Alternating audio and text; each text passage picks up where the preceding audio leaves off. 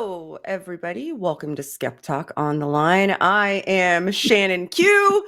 It is, what is it today? It's a whole different year than the last time I was here. It is the 8th of January, 2024. It's going to take me a bit to get used to saying 2024 instead of 2023 I've just found out about myself right now. You can call us. Our lines are now open. We will always, as always, give priority to a theist. There is a link in the description if you would like to call on the Intron webs, or you can call us on your old school phone device at 720-619-2288. Get your calls in now so that we can talk to you. It's first come, first serve. And again, theists get priority. And today I have a fresh new face that we have brought here to co-host with me on the line all the way from across the pond. We have brought MagicSkeptic. MagicSkeptic, tell the people who you are and where they can find you. The only thing I'll dispute about that introduction is that my face is fresh. It's anything but fresh right now. It's late where you are, that's fair. It is late where I am, yeah, absolutely. It's okay. I had a nap in preparation, so I'm feeling energized.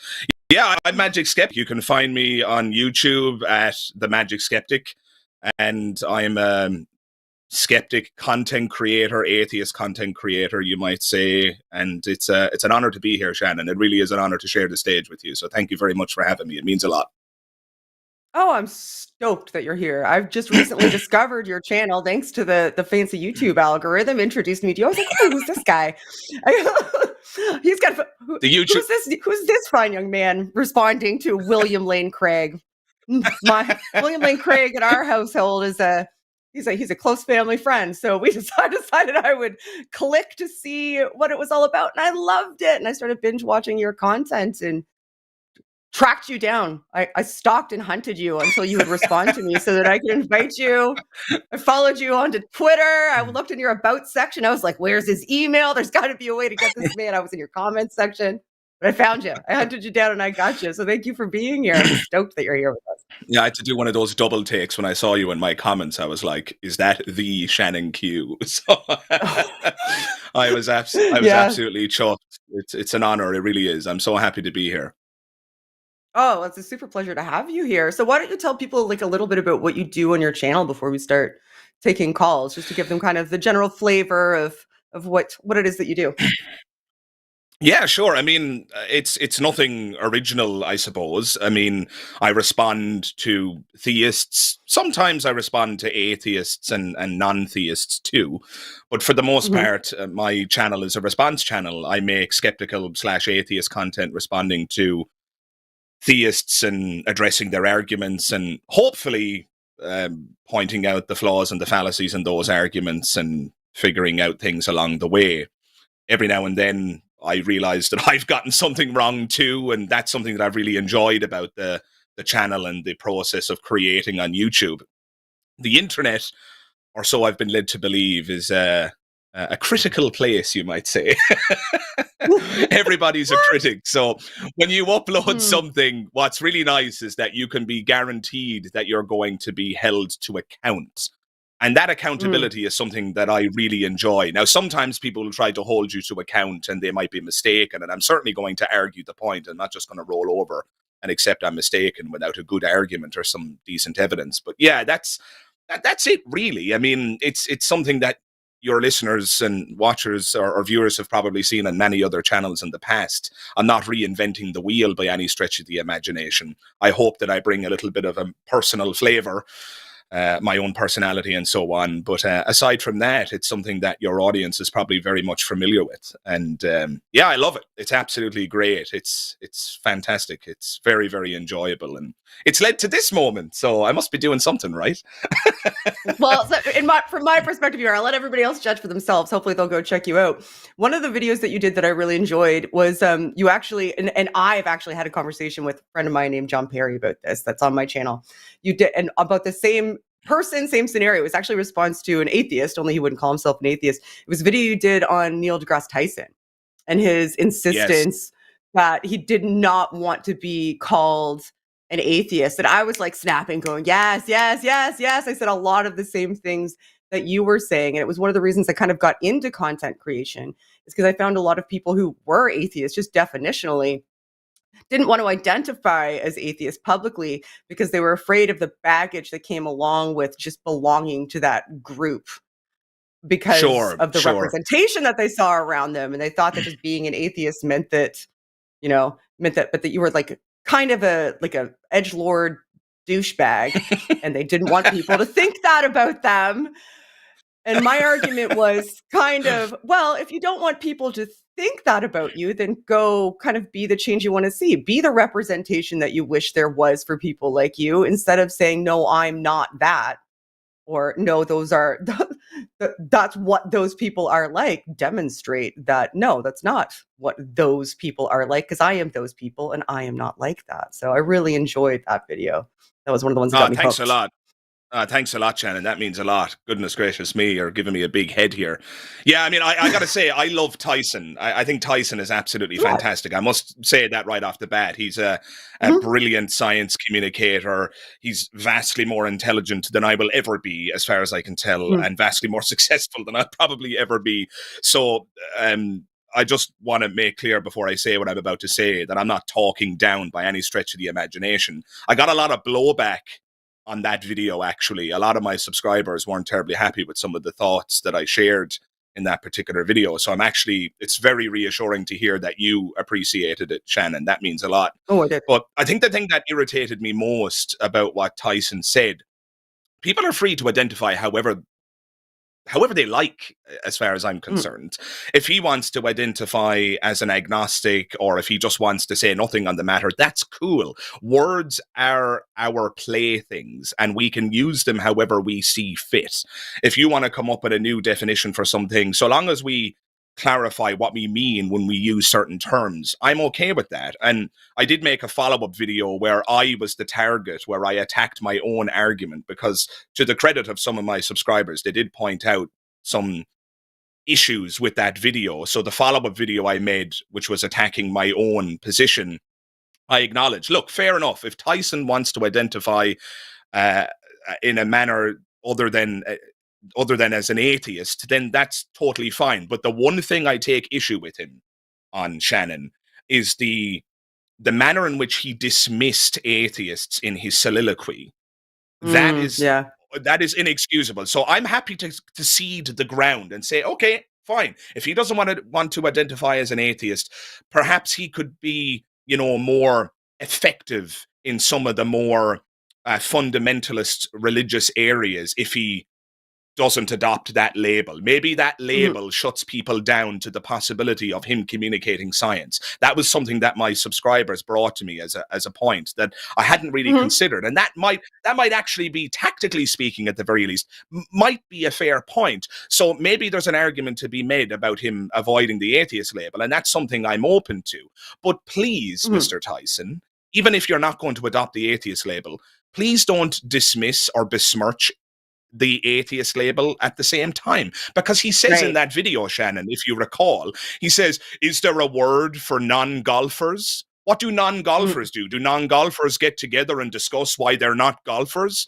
And he basically sidelines and belittles the entire atheist movement, as though atheists are people akin to non-golfers, as though you and I, Shannon, don't have important matters to discuss, as though there isn't a Christian right who is encroaching on people's rights, as though there aren't people in the LGBTQ plus community who aren't persecuted by religious bigots and so forth. I mean, give me a break. To compare atheists to non-golfers is at the very least insulting, but it's also just completely inaccurate. That's not what atheism is. Atheists like you and I don't get together and have discussions akin to what non-golfers have. We actually have prescient, important matters to discuss, like church-state separation, the protection of minorities and their rights, as well as just arguing the actual empirical case about whether or not there's good evidence for a God and so on. So that is my bone to pick with Neil deGrasse Tyson. If I ever meet him, and that's unlikely, but if I ever meet him, that is the discussion I would have with him. I would say, Neil, you identify how you want to identify, buddy. If you don't want to take on the atheist label, cool. But just for me, please, could you stop belittling the atheist movement and calling us akin to non-golfers? That's just ludicrous. But anyway, I'm going on a rant now, Shannon. I feel like I'm back on my own channel again. Apologies. I'm about it. Yeah, no, there's one you missed too that immediately came to my mind when I was watching I did watch a response video as well, and that was religious trauma. Like a lot of people that are atheists when they get together, or agnostics, are deconverters who have serious religious trauma or relational difficulties that are a result of them deconverting or deconstructing a religion. And that's not just, not believing in God. There's a lot more that comes with it. And I mean, great for him that he doesn't have that baggage and doesn't perceive that as, an issue that he needs to deal or contend with. But to just besmirch it as though everybody is just like some sort of like cringy debate bro, or, or just talking about nothing is incredibly invalidating to a large group of people who are doing really good work or need really serious help as a result of the institution that is religion and what it does to people in the world. 100%. Here's my challenge to Neil deGrasse Tyson and anybody who might agree with him. Show me the non-golfers who are suffering from trauma because they no longer play golf, right? Then you might actually have a relevant point. Other than that, it's just nonsense. It's a straw man. It's hogwash. All right. Well, we've got callers starting to come in. There's already theist in the queue, so that's great. We'll take their call first. I see super chats coming through. Just to let everybody know, we will read super chats at the end so that we can go through the calls. So if you are sending a super chat, we will read it. We will get to it. I promise. And thank you for sending it. And send more. Send all the super chats. Super chats for the people. All right. So first, we are going to talk to Cassidy.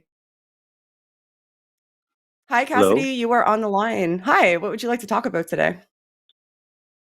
Well, I didn't really have anything to talk about other than I found the show to be interesting. And a few of my friends were sitting around and colleagues, and they decided for me to call in and try to answer some of your questions as best as I can. It seems that this is a good time in history to let forth some knowledge about the Bible, God, and how that pertains to you and how that pertains to the rest of the world.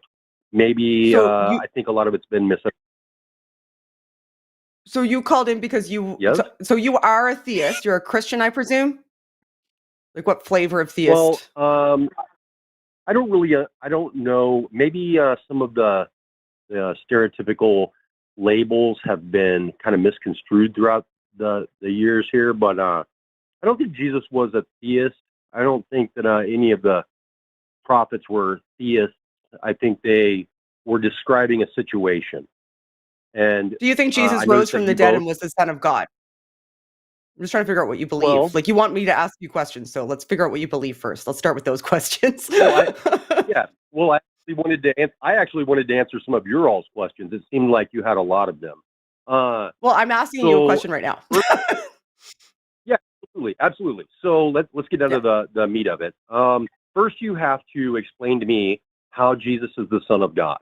If you can explain that to me, then we could have that conversation. So I don't. I'm an atheist, so I don't. Right. I don't think Jesus is the Son of God. Right. So the first problem that we're having is that people are thinking. So we need to first understand what we're talking about. So I don't think you meant that to come out that way. At least I hope not. That dastardly thinking. That'll only get you in trouble, that thinking. I absolutely did. So first we're going to go with what is God? Okay, can either one of you explain to me what God is? Because it's very simple. No. That's not our job. That's not our job. Right. Look, perhaps I can interject here just quickly. So it's a strange thing for somebody to come to me, if you'll permit me for saying so, and I don't mean to insult you, of course, but it's strange for someone to come to me and to ask me, what do you think God is? I mean, I don't ever have to answer that question. I don't know what a God is. Nobody has ever given me evidence of a God. No one has ever shown me a God. Okay. So I'm just a guy who's sitting here and saying, hey, listen, I just one moment, just let me finish. So I'm the person sitting here saying, I don't know what it is you believe, and I don't know why it is I should believe it.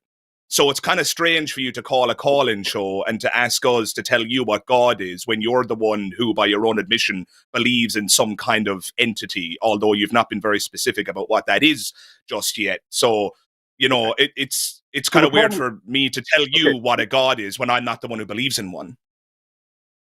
Okay, so that was a lot of words, and we said the first thing in the first sentence. So let's start with the first thing. So God is very simple, and I don't understand why humans have this problem, but in the book, it tells you, in the beginning was the Word, and the Word was with God, and God is the Word. Okay? So first we have to understand this. That means the God that you worship are the words in that book. Okay, so that's simple. Now we know what the God is for a Christian. So each religion has a God. May I interject? And this is, yes. Okay, so are you saying then that you don't believe in some kind of divine being? Are you saying that God, according to your definition, is simply the text? God is the book? Well, I'm going to explain. That's why I called in.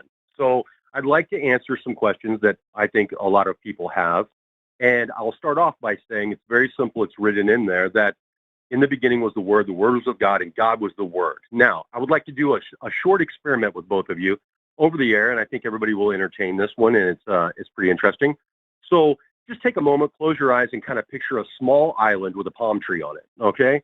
When you picture that palm tree, I want you to tell yourself about it in your head quickly. Just describe the palm tree to yourself in your head, but you've never heard a language and you don't know any words. Now, picture the palm tree in your head and describe it to yourself. What if I'm deaf? What if I've actually never had had auditory like stimulation in my life, for example? That would so be a bad do person you to have on a you podcast. yeah, no, but it So let's wouldn't. just This example wouldn't work. I get what you're like. Your experiment. I get what you're Right. getting So at. anyway, It's like you're speaking to somebody who so what I'm studies getting at- cognition. So you're like, this is right. Well, you're getting to the I point as that well most have- people think in so- some sort of like you're going to need to like slow down for a second and let me finish. So you're attempting to get to the point that like basically words are thoughts, right? So because we think start over. potentially in words and words are thought, God is those thoughts that manifest in words. Is that something akin so to let's what slow you're down. angling at? Let's go. Absolutely not. So let's go back to this. Okay, then I don't know what you're trying to do here. Unlucky. Right. Well, slow down. I'll explain. It's super simple. So without words, you cannot think. Therefore, and this is a fact. I mean, if you've studied anything, You can though. Without words, it's impossible to think. It's simple to observe, It is. but not It's to not think. impossible to think without words. It's just not. So that would be Cognition is an possible opinion, but without linguistics. yeah. Yes. You can be conscious of it. You can observe it, but you can't analyze it without thoughts and words. So anyway, let's go back to this real Thoughts quick. and words are So that's not a synonym. That's not a synonym, so Cassidy. I need you to listen for a second. You can, and I need you to acknowledge that this is true because it is true. I need you to listen for a sec. I don't want to have to mute you, but so help me, I will. Thoughts. Well, this is what I'm saying. And what words are not. It's not okay. I'm going to mute you. I'm going to mute you so that I can get my thought out. Okay. Thoughts and word are not a synonym. You can have thoughts without words. Babies have thoughts long before they acquire language. They have They thoughts. might not be able to think I'm hungry using those words, but yes, the cognitive state arises, if that makes sense. People who are deaf, who have never heard auditory words, don't think in written language, right? They just don't. That's not the way cognition works. It's very nuanced and there's myriad ways to have thoughts. Not all of them are words. And if you are trying to make them synonyms, you are incorrect. That is wrong. I'm going to unmute you now and in the hopes that you will acknowledge it. You are now unmuted. Okay, there? Yes. Okay. So now that we're back to that, after you repeated yourself about 10 times, what I'm going to say is that Your you're incorrect. condescension is not and helping you on this call. I need you to acknowledge what I just Right. said is the case. Right. So nobody's going to listen to you just because you talk over them. What I'm going to say is you can Google it quickly and understand that without words, I have a you degree cannot in think. psychology. And- I studied Cassidy, perceptual Cassidy, cognition. Cassidy, with respect, you So called anyway. in and you said that you wanted us to ask you questions. So Shannon, with I'm trying to respect, Cassidy, describe but she's asking you a question. She's asking you, do you now agree that thoughts are not the same as words? No, you're incorrect. So I am now not that incorrect. You're just, been told you're that just you're incorrect, it doesn't boldly matter. asserting you're right about something that you are demonstratively wrong about. Thoughts and words are not the same thing. so- People can think without language. Do Okay, animals have so- thoughts? Do animals have thoughts? Do no, animals they have are thoughts? aware Do you of their think? situation. They're aware They're of their aware of their situation. The study is still out. The study is still out, and no, you are incorrect. So you don't So, think animals have what any I'm form trying of to say- cognition whatsoever? You don't think they can navigate their environment? You don't think they can make predictions? You don't think they can take in stimuli, process that stimuli, Absolutely. figure out what This to is do what about happens- it? This is what happens. Those are all What happens thought when you go to- processes. Those are all Okay. thought processes, none of which involve words. when you're not okay. So when you're not talking over people, No, and they I think actually get to speak, you're so wrong right now that it's difficult to take you seriously, especially to be this wrong and this condescending simultaneously is something that is just it's a pleasure to behold. Because like it's Okay, almost so- baffling. if you would like, I can explain to you the creation If of I would Adam like, was the creation of the first man who could speak and understand his own thoughts. So, therefore, when Adam was created by God, man who could speak, there were other men on the earth at the time. That's why Cain, when he was kicked out of the garden, went to get a wife in another land. There were other people on the earth, but they could not speak and rationally think. They could not you're analyze just their making own thoughts. shit up out of your head. You have How do absolutely you know that nothing to any of this substantiate that. happened? Why should I take any of I this do find it- seriously? I find it interesting that when you do explain something to the T that is undebatable, that the usual response is to just speak over them and keep repeating yourself. But what I'm trying to tell you is that's that not what's God- happening. That's not what's happening. Right. That's just not what's happening. Right. So what? I mean, you've I'm been given a lot of explaining time what here. God Probably more time than I would give you if I had control of the mute button, to be perfectly honest. You are making claims. Well, I'm the most You're patient making one. one. Well, You seem to be that's what I'm saying. equivocating on your Usually- use of the word explanation. I'm muting him again. What you call an explanation, I call a list of claims. You've just made claims about the garden, about Adam, about when man was created. You haven't provided evidence for any of this, and you haven't acknowledged Shannon's very simple request that you acknowledge the distinction between words and thoughts as though they were synonyms, and they're clearly not. You're not playing fair here at all, and all the while you are protesting as though you're being mistreated. You're being given more time here than, frankly, you probably deserve. Do you want to provide some evidence for any of your claims, or just stop? I mean, I'm interested in evidence. I'm not interested in you explaining a story. I want you to tell me why I should believe any of this stuff. So go for it. There. Well, I Shannon, can't. let's just give him a couple of minutes and see Yeah, what he says. let's give you a minute. Go. Okay.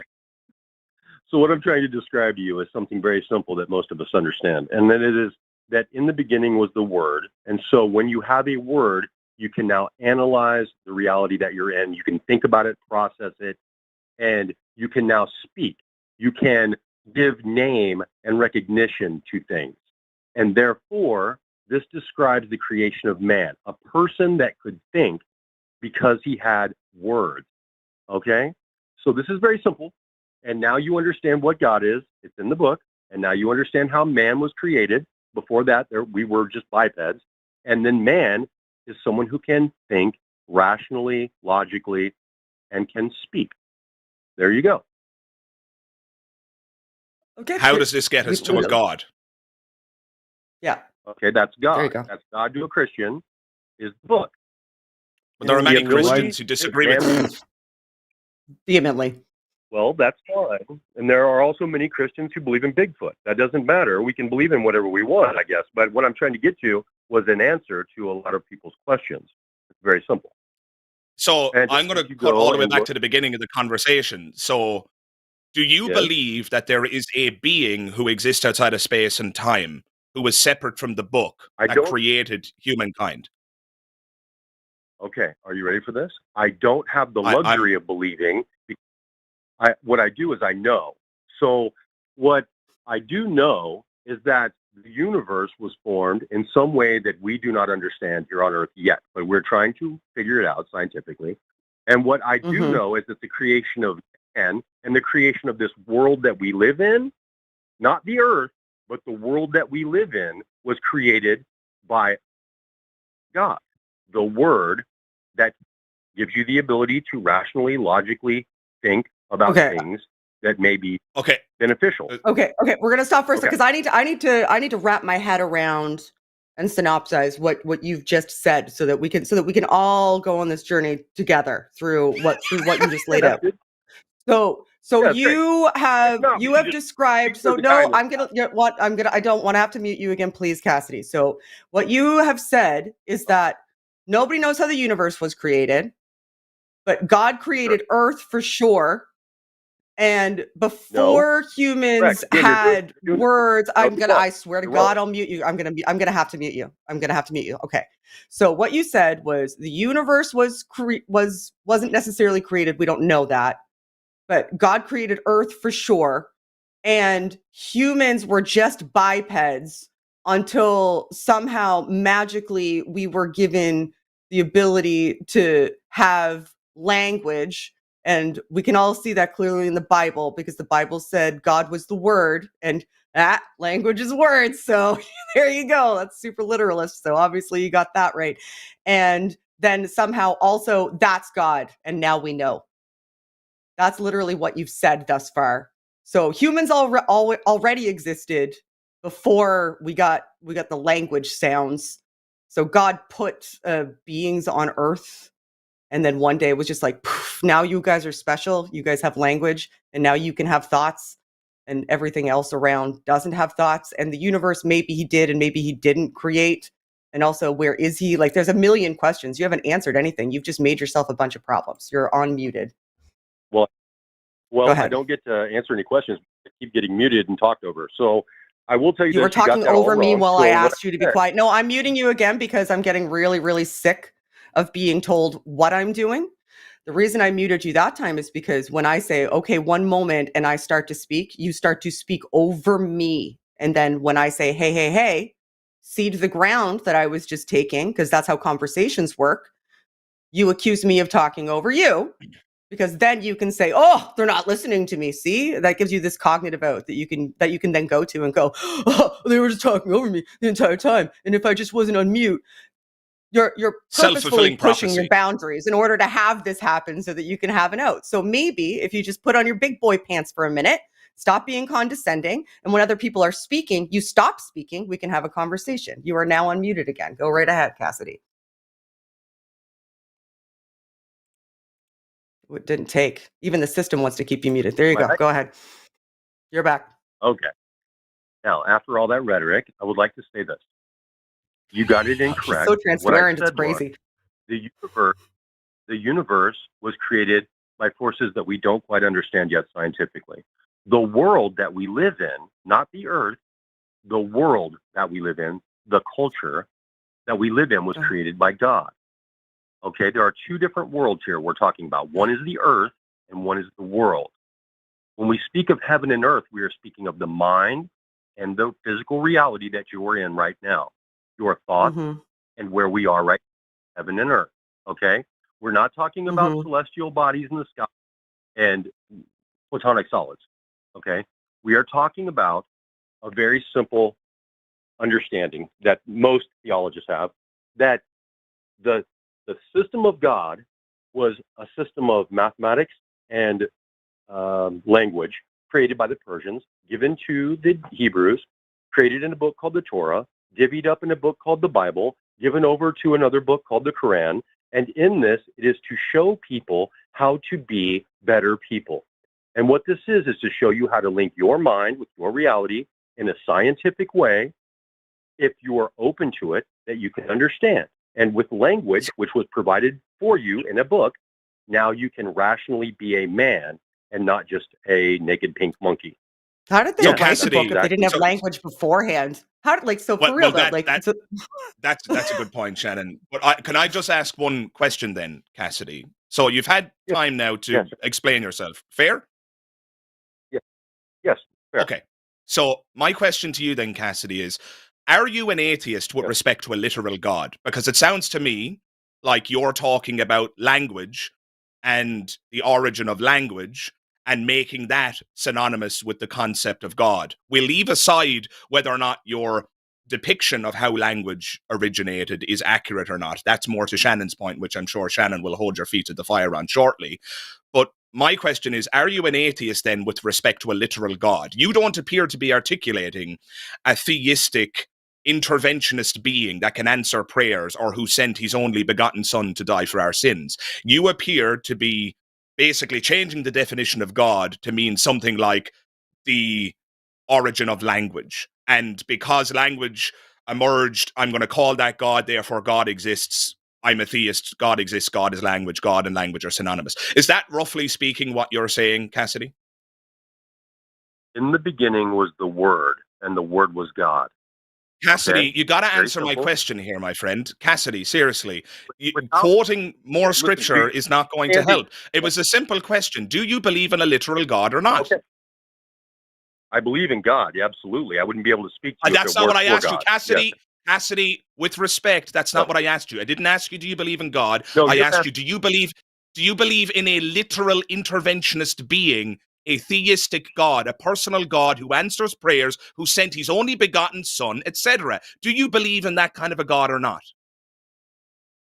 Yes, I believe that God would definitely have a son, a thought within me that makes me get up Cassidy, and stop work. equivocating. Cassidy, stop. I'm sorry. I'm going to interrupt you if you don't answer my question. I didn't ask you, Cassidy, I didn't ask you about thoughts. I asked you, do you believe in a literal being? Forget about words, forget about thoughts. I'm asking you, do you believe in a literal being who exists outside of space and time, who answers prayers, who sends their only begotten son, who performs miracles, who raises people from the dead, etc.? Do you believe in that literal God? Not do you believe in the words that could be used to describe that? Not do you believe in language? None of that. Do you believe in a God, a literal God like the one I just described?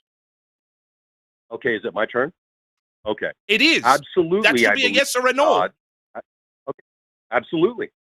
And what I'm saying, though, is that you're trying to take that God that we believe in and you're trying to turn it into an alien being that's outside of time and space and does all these magical things. And I think we it's just got a our thing answer. that you can picture in your head. That's not Cassidy's no, an atheist, folks. Cassidy's an atheist, folks. Thanks, Cassidy. Christ above, that took. I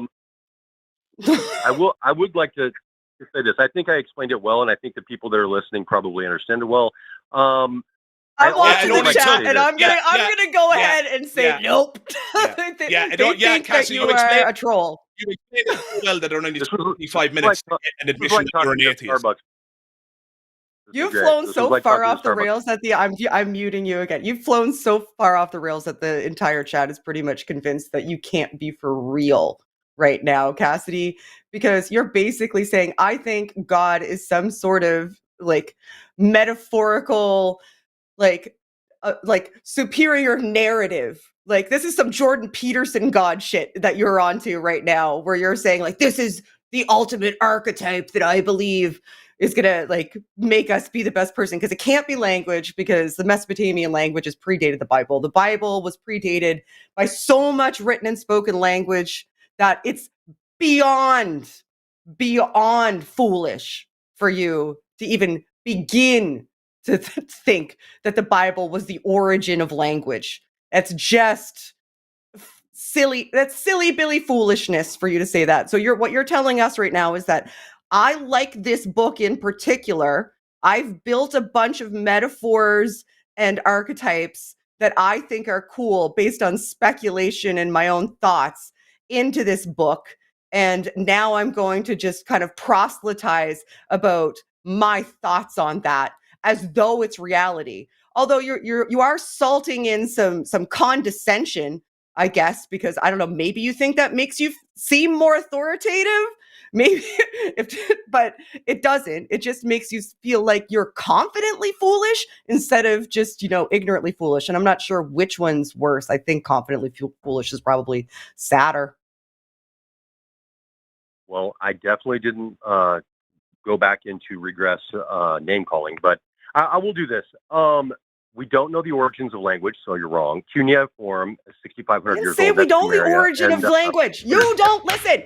I didn't say we know the origin of language. I said it predates the Bible. Yeah, all Shannon said is the Bible. You can do it. You can admit a true thing. I know you can fucking do it. I know you can hear a true thing and admit it's true. Language predates the Bible. Cassidy, say it with me. Language predates the Bible. Everyone knows it's true. Wrong. Language predates the Bible. No. Everyone except you. It's where the Bible came from. It's cuneiform text. So, anyway, your eyes have been blinded. Your ears have been blinded. You're good. Have fun. Okay. Well, have a good rest of your day, Cassidy. I don't know what just happened, but good night. Bye. I don't know what just happened. That was a wild ride. The funniest bit there was that he said, my eyes have been blinded, but apparently my ears have also been blinded. That's the thing. I'm suffering from blind ears. I mean, my ears have been blind my whole life. I can't see out of my ears. Not even once. So for those who missed it, Cassidy was an atheist, folks. Cassidy was an atheist, right? This is a lesson. Forgive me now. I wish Cassidy were still here, but fair enough. We have differing opinions on that. Sorry. You know what? No. I just mean that I don't like to discuss someone when they're not there to defend themselves. But I'll try to be as fair as possible. I hope if Cassidy rewatches this, Cassidy will feel like I've represented the argument fairly. But basically what that boiled down to, Shannon, if I'm not mistaken, is that Cassidy was equivocating on the use of the word God. God for Cassidy was synonymous with the origin of language. And we know that language came about, so therefore we know that God came about, therefore God exists, yada, yada, yada. But when I held Cassidy's feet to the fire there on whether or not he believes in a literal God, please notice that there was an attempt to answer equivocally, and so I kept redirecting Cassidy until we eventually got the admission that, the thing you're describing is like an alien that exists. So in other words, Cassidy didn't believe in a literal God all along. This is a lesson, folks, if you'll permit me for saying so, in equivocation and why you shouldn't do it. You should clarify your terms. And if somebody doesn't clarify their terms, it's usually because they're up to something. And I think Cassidy was being a little bit, and this is where I have to be honest here, and perhaps Cassidy will believe this to be uncharitable, but Shannon, I'm sure you'll agree. I think Cassidy was being a little bit disingenuous there when he kept trying to dodge my question, which really was the heart of the issue, right? Cassidy was an atheist with respect to a literal God, right? Yep. Goodness gracious. Welcome to the persecution. The persecution complex. The persecution complex. Get used to that. That's being interrupted and having to mute people and then them go, you won't let me talk after they went on a diatribe for 45 minutes is just kind of par for the course. I'm one of the most patient ones. He's lucky I'm not Matt. That's a good start.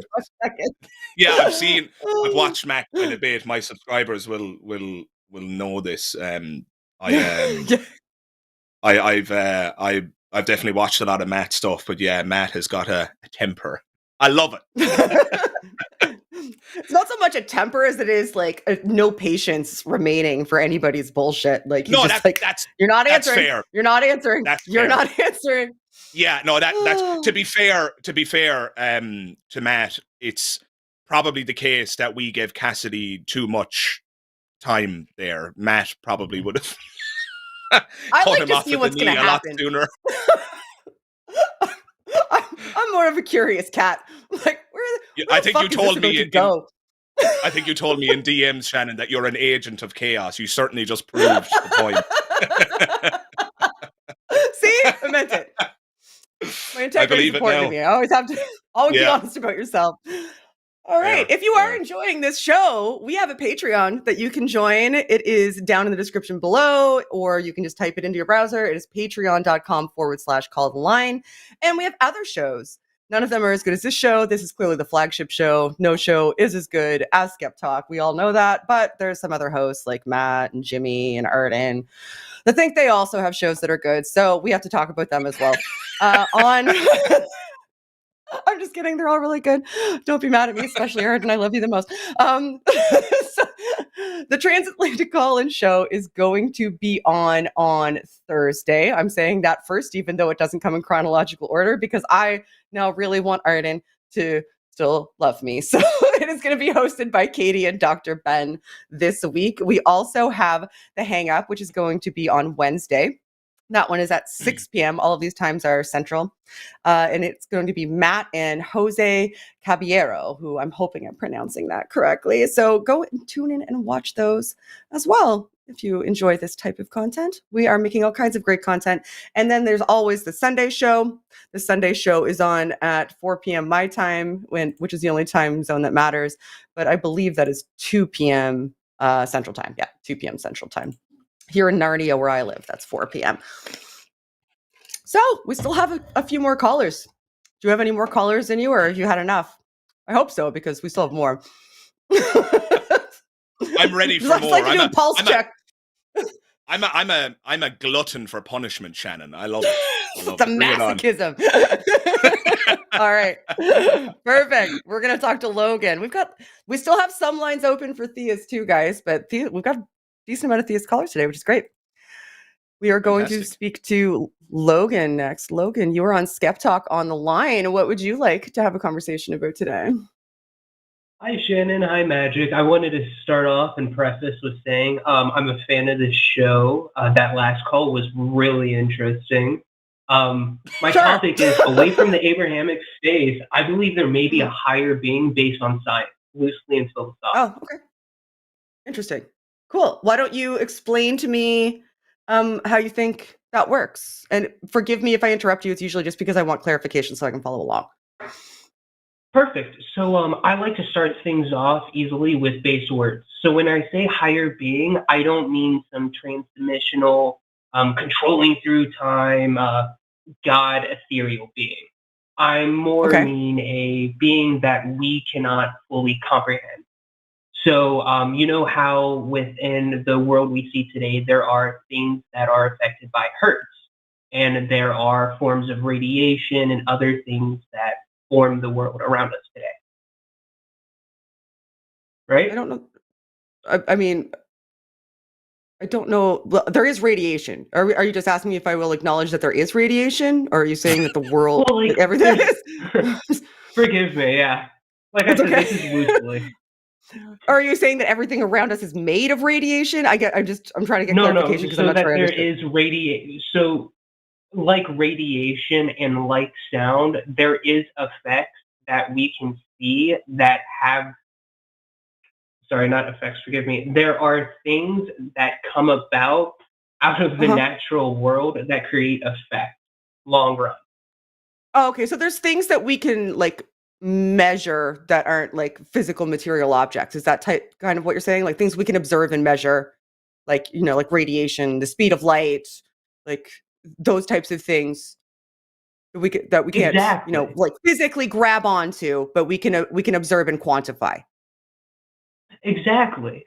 There are many things like that. And oh, yes, ma'am. Oh, I was just making sure I was with you and acknowledging that we're on the same page now. So thank you for the clarification. Yeah, so there are things like that we see in our natural universe, and it's bewildering. And it's the microcosm effects that we don't see that truly make our universe, like the start of our universe. We see it with the Big Bang. It's not exactly an explosion that created everything, but was everything condensed to a singular point. Now, when I talk to some of my friends in astrophysics, they start telling me about some of the theories about like black holes and about how one of the theories is things get sucked into a black hole, and it's basically a circular effect within another universe, right? Just one small correction. Just one small yes, correction, sir. if I may. I would.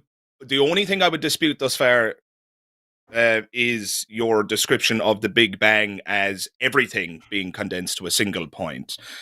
It depends on what you mean by everything there, because it's important to remember the distinction between the universe on one hand and the cosmos on the other.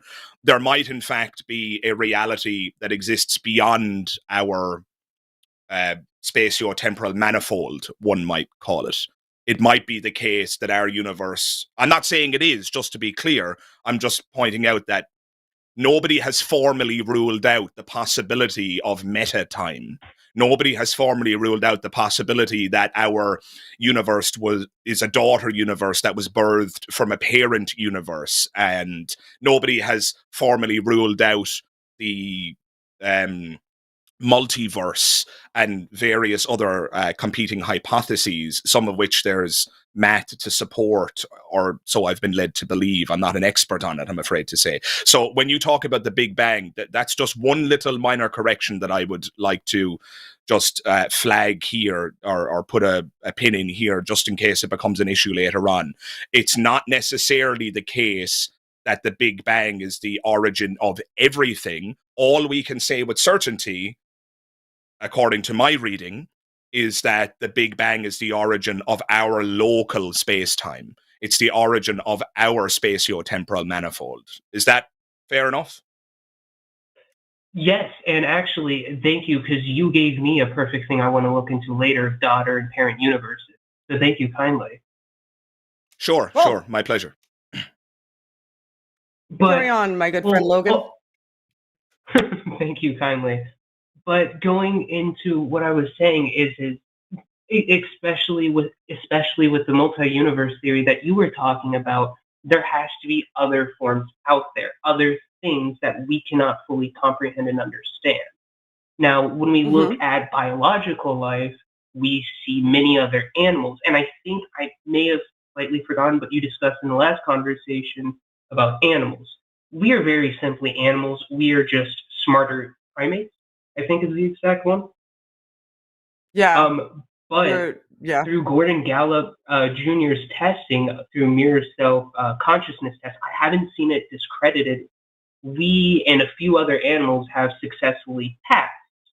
It has something to do with our brain, from what I found. But we are one of the few animals that have passed, what's it called? Secondary mirror consciousness. test. Are you talking about the test where the chimp rubs the paint off of it, where it rubs the paint off of its own nose? Is that what you're referring to? Yeah, they can self-recognize themselves independently in their environment. Sure, yeah. You know that there's some human children that can't pass that test? Yeah, and actually, that's one of the crazy most human children can't pass that test until they reach the formal operational phase. Well, that's when you get into some really interesting things with some racist people, where they argue based off of economic factors why some people take longer for a recognized conscience, or self-reflection, which equates conscious, but that's a bigger debate.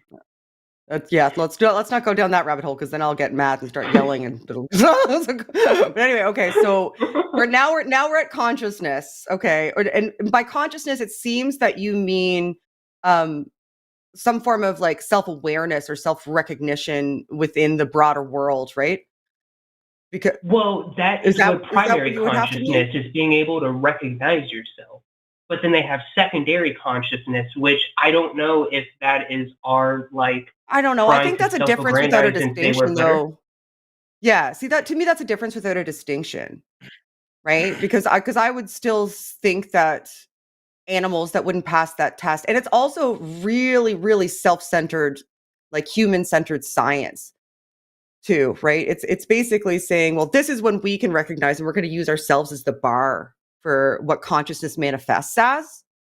And who's to say that that's the only way that consciousness manifests in any sort of valuable way? Like, for example, like whales are have a really high degree of consciousness and like complex language sounds, and are great communicators and like form family structures. Like, there's a lot of things about whales that would indicate an octopus. Oh, octopus are even better. Like they're just brilliant. Octopus are brilliant.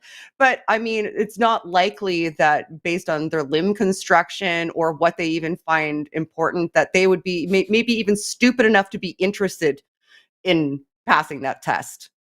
Right? Because when you're passing that test, you have to be like, oh, there's something on, like you have to be like disengaged enough from things that are around you that like that is of primary importance.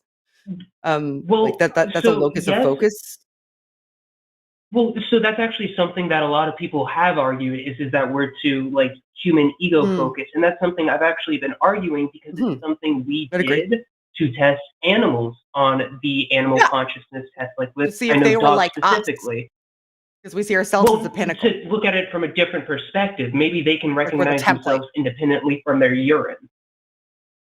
They could, yeah. Or maybe they can recognize themselves in the mirror, but they just don't give a shit. Maybe they just don't fucking care. Maybe they just don't give a shit. I mean, I have the world's dumbest dog in my house, but I don't think she does. But and also like it's just like a weird bar to jump. But I'm still not to where we're at God in science, though. Yeah. I'm wondering where we've been on quite the journey. Here, yeah. It's been emotional. No, sorry about that. Like I said, guys, this is loosely and philosophically stuff that I'm writing out right now.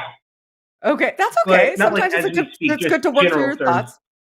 Yeah, please don't misunderstand, Logan. That wasn't a criticism. All we were doing was describing our kind of just basically confusion as to where we're going here. That wasn't intended as an attack or a criticism of what you've said thus far. So please continue. Oh, thank you, kindly. Well, I can't remember the psychologist's name, but it's an actual separation that we've classified between animals that have passed the MSR test and us, where we display forms of secondary consciousness versus the primary consciousness. And there are not many things that we've seen portrayed. Now, I argue elephants are getting closer to a secondary form of consciousness when we see them painting art and whatnot, but we haven't seen that portrayed anywhere. Now, I don't know if it's like I don't want to be alone screaming in the dark like only species over here, but that's how I feel like it's getting further and further, especially with the expansion of the universe where we get to a point where all the stars will dim out. It sounds like, to me, that sounds like a programming running out. It's saying, I'm no longer working. What if this is all just some type of Logan, I feel like I need to, I'm sorry to interrupt you, but I need to reel you in. Of course. Because please. We have gone on a journey together, the three of us, Logan. And forgive me. Am still not to the point where I can understand at all where God even fits into this. It sounds like we're just describing, we're just making musings about things that we observe around us right now. I understand. Well, hey, if you guys need to move on, I fully understand. This is just some things that I'm working out and working on. Look. Sorry, do you want to go ahead, Shannon? I have a question go ahead, too. Go. Okay, you're good. Go. So Logan, correct me. Did I mishear you? So you were talking about the fact that the universe is expanding. This is an established fact, and I agree with it, of course. And you referred to the fact that ultimately the night sky will be just pure blackness, essentially, because of the expansion of the universe. All of the other stars are moving away from us. So there will be a point in the future, I don't know when, but there will be a point in the future when the night sky is no longer lit up with the sparkling of distant stars and so on. And then I agree with. I'm sure Shannon agrees with it as well. I mean, those are just facts, right? That's uncontroversial. But then you made a strange leap, which is where I think Shannon and I got off the boat, where you then just asserted it kind of looks like a program that's winding down. We went from this observation that the universe is expanding and that someday the night sky will be dark and it just looks like a program to me. In other words, you were kind of invoking a design argument, almost like the universe itself is a program, and a program needs a programmer, right? Just like creation needs a creator, right? We've heard these linguistic arguments before. So if you'll permit me to speak on your behalf, Shannon, am I right in saying that you you jumped ship there with me when that happened? Oh yeah, for sure. It sounded like we were getting towards some sort of like simulation theory, and Yeah, maybe so like that's God. yeah, and so there's a programmer of some sort. Logan, is that an accurate depiction of where you are going with this? Because if that's where you're going, my question would be, like, I mean, other than just pure incredulity, how the hell did we get to a programmer, or how the hell did we get to it looks like a program running down? I believe was the phrase you used. So, just take a moment there to explain. First of all, have I accurately summarized your point there? So yeah, you did, and that's why it's me taking all these theories and trying to think of it and how we see the world today, and especially when we see in technology, like when you take really simplistic programs, but you just stretch them and take them as hard as you can, like financial programs, video games, so on and so forth. They start to destabilize. They no longer even appear to be what they originally were. What if that's all this truly is that's happening, and we're just in a middle? And we're one of the few things in the program that has like some, I don't know, self-autonomy type of thing. Like we understand what's going on. Like I'm I sure said, you'll this is all accept. loose and theories type of shit. Forgive my language. Forgive me. Yeah, I I'm sure fucking you'll hate accept. swearing. Swearing fucking blows. Yeah, so Logan, I'm sure you'll appreciate, and to be fair, you're very polite, you're very courteous, and very patient, and I appreciate all of that immensely, especially when you compare and contrast with the previous caller. But you will appreciate, I'm sure, that me as an atheist, like I don't believe in a god or gods. I don't believe that there's a programmer for the universe. If you ask me to explain why there's a universe, why is there something rather than nothing, my answer is, you know what? I don't know. I don't know why. Maybe there was always something. Who knows, right? The universe just is, and we may have to contend with it, as Bertrand Russell once said, as a brute fact. It might be beyond the scope of our understanding. All I'm saying is that I don't know what's going on, not in relation to everything, but in terms of the universe and why it's here as opposed to nothing. Maybe it's infinite, maybe it isn't. I don't know. The jury is still out on a lot of these questions. So when you say that, oh, the universe is expanding and one night the night sky will be dark, and that kind of looks like a program to me, do you see how that's not compelling to someone like me? Like, I'm looking for something of substance. I'm looking for empirical evidence. I'm looking for data. I'm looking for a convincing argument. And just because something seems like a program to you isn't going to be compelling to Shannon or myself. Does that make sense? Does that land with you at all?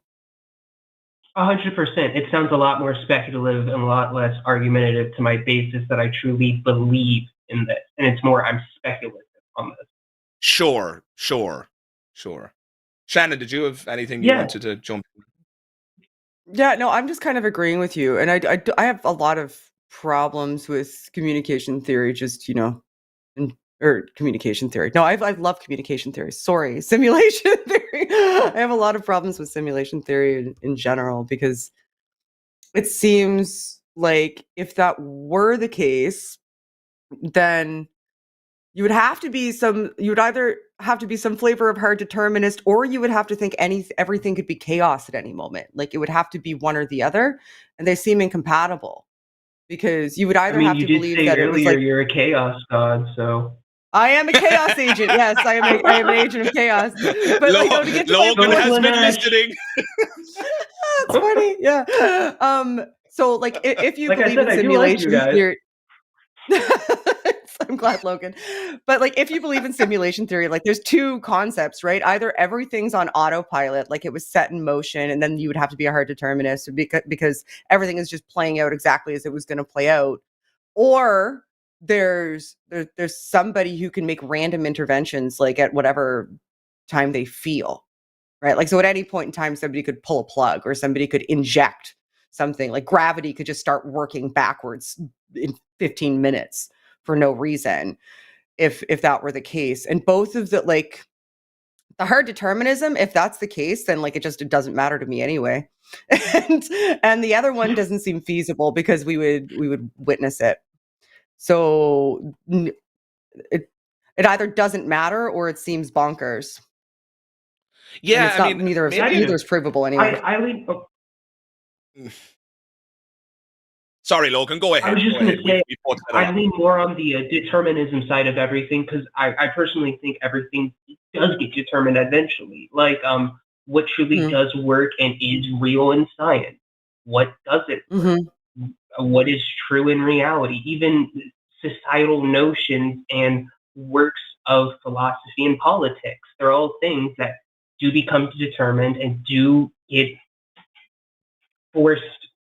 not forced good and forced bads, but good ideas stay and bad ideas leave. We do and I mean, see to be that, fair, and it's like that whole additive in real life, of I'm a history determinist. doesn't repeat. I said in real life, I am a determinist for different reasons. I said me too. In real life, for entirely not because I think that some programmer wrote us into the Matrix and everything's just happening the way he decided it was going to happen for completely different reasons. Most of them having to do with brain chemistry and time. But yeah, so I refine it a little bit because it sounds like you were just trying to say science somehow proves that there's some sort of programmer, which puts you in the realm of simulation theory, which I think has its own problems, or it's just an unprovable and irrelevant speculation. It's either riddled with problems, or it may as well be proposing nothing because it doesn't matter anyway. Just before you respond to that, Logan, and could you just keep this question in mind when you do? And my question is simple. You said that you were merely speculating, and that caused my eyebrow to shoot up slightly, because what I'm curious about in your response here, I would like you to clarify. Is this something that you currently believe? Do you believe we are living in a simulation and that there is a programmer? Or is this something that you're just, armchair philosophizing about? That's something I would just like you to clarify in your response to Shannon's question there. So go right ahead. The stage is yours. I think it would be better if I clarified first. This isn't... Sure. I'm more of the hard belief of determinism. I'm slowly but surely hearing things and feeling connections that lead more towards simulation. But I do believe in hard determinism. Okay. I mean, I'm a determinist too, but you must... determinism and simulation theory are separable. One doesn't... They can be related in the manner that Shannon described, but it's also possible that we don't live in a simulation and determinism is true. So I'm not really sure why we're stuck in determinism here. Perhaps I missed something. Maybe I'm being a moron right now, and you can clarify if I am. And maybe I didn't make my point clearly enough either. My point wasn't that it can't be correct because it would need to be deterministic. I think that the fact that there's such, within this theory, there's such a vast pendulum swing in the way that reality would work, that that in and of itself makes it seem inconsistent, right? I see. I think it would be... And it would be very unlikely also that somebody would just be like, okay, well, got that program all sorted out anyway. We'll just let it run its course now. That seems weird and wild to me. And on top of that, just philosophically, it can go so far one way or the other that it's indistinguishable from a theory that gives me no information about anything. It informs nothing of my life or how I live it or how I perceive reality. It is just indistinguishable from absolutely nothing because it provides nothing new about reality, because the rules that aren't clearly defined at all, and in fact could be bonkers. They could be everywhere from complete determinism, straight edge, to tomorrow gravity is the opposite of today, and everywhere in between. And that's functionally useless and has no predictive power. So that's what I was attempting to communicate, potentially poorly, but it got us stuck on determinism. No, I don't think you communicated it poorly. I think I understood it poorly, I'm afraid. But I see what you mean. All I'm saying is, and it's important for Logan, I think, to understand this, is that the truth of determinism functions independently from simulation theory. All I'm saying is that, and I remember, Logan, I'm a determinist. In fact, I have no choice but to be. So sorry, but that's one of my favorite Christopher Hitchens quotes. He was asked, "Do you believe in free will?" And he said, "Of course I do. I have no choice," which I thought was absolutely hilarious. But in any case, just keep in mind, Logan, I'm with you on the determinism front. I am a determinist. I fully agree with you on the truth of determinism, right? And yet I'm not a simulation theorist. These two things aren't necessarily coupled. They could be, but it's also possible that we live in a reality that is not a simulation, and yet determinism is true anyway. Determinism can be true merely as a consequence of the laws of physics and how they operate. Determinism can be true because we're physical creatures operating in a physical reality. So determinism is the case as far as I can tell, and yet that doesn't lend any credence to simulation theory. It might be consistent with simulation theory, but that's no more compelling than the fact that the existence of forests is consistent with Bigfoot, right? So I like that enough. what I'm curious about is, what is your evidence, or you seem to infer there that you've had some experiences or something that is pushing you in the direction of simulation theory. So what I'm curious about, Logan, if you'll indulge me, is what are those experiences? What is it that's leading you to this conclusion that simulation theory might be true, exempting determinism? Because remember, determinism is irrelevant here. It may or may not be the case that it's a simulation, independent of the fact that determinism is true. So leaving determinism aside, what is your evidence for simulation theory? Go right ahead. That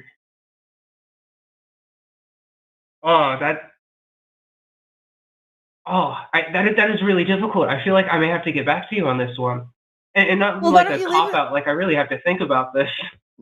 That is a Hey, fair listen, answer. hey, Don't see that as a cop out. That is I the could not best agree more with answer. Shannon.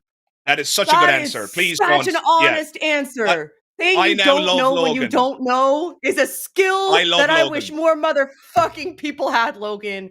Logan is my favorite caller, although that wouldn't be hard thus far. That's right. Mine too. So far, we will let you Thank go you. with that. I'm gonna make him come back. Don't worry. I'm gonna strong arm him into coming back, and you can talk to us both Logan. again at some time in the future. Logan, thank you for your I would honesty. really like to, because I would It's like to incredibly get back refreshing. to this. It's incredibly Well, refreshing, I Logan. hope you'll have a Thank good you very one, much. and I hope you have more fun calls like that last guy. I really do. We 'Cause I'm going to do, be I'm watching. sure. So. Logan, I hope Thank we you have. for I being hope we here. have more. I hope we have more awesome callers like Logan. To be perfectly honest.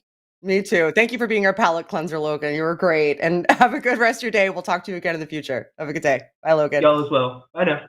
Bye. What a That was refreshing awesome. thing. Like, it's. I wish more calls ended like, you know what?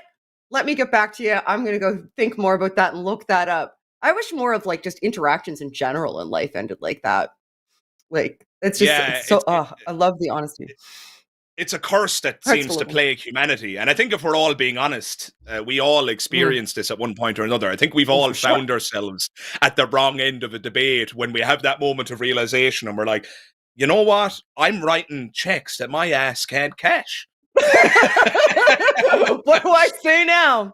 Shit. And All right. it requires bravery and humility to say, to hold your hand up and say, you know what? I'm going to have to go and think about that. So I do have to say, not to give Logan a big head, but I love that you interjected, because I had exactly the same thought exactly when you had it, Shannon. I could not agree more that what Logan did there was rare and awesome. Just admitting and saying, you know what, I need to go do some more homework. And hopefully Logan goes and does that homework, and perhaps, not to assume too much, but perhaps he can call back in again another day and that conversation can continue. That would be great, especially considering the juxtaposition of the pendulum swing from our first call that opened up with the problem is that people are thinking. I want to put just to that give you some PTSD. Here's the first problem is right now. The people are thinking. Like, I want to put that on a t-shirt. Here's the problem. Oh gosh. All right. We still have more theist callers. Apparently, like we're theist heavy today. So next we will talk to Anthony.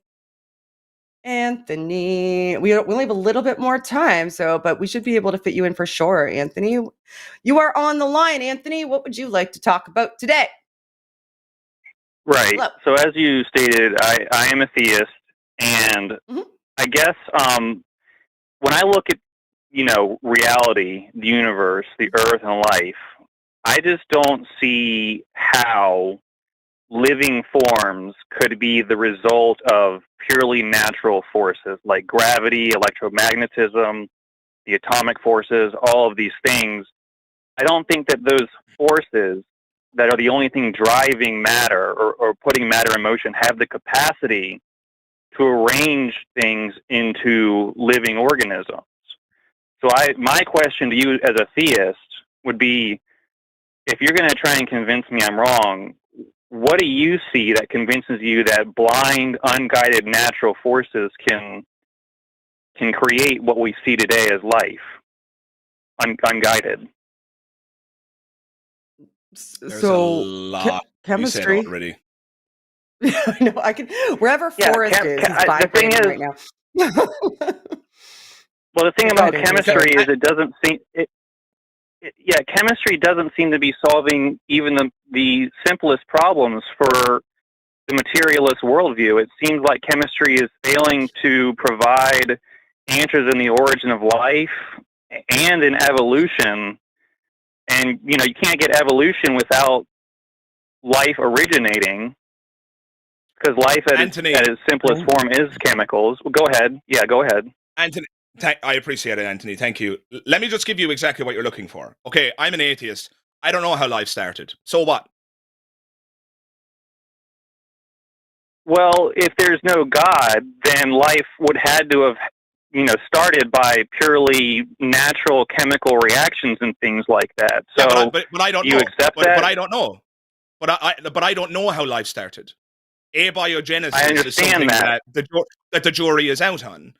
And the fact that I don't understand how it happened is not evidence for anything other than my own incredulity. So I'm giving you exactly what you want. I'm an atheist.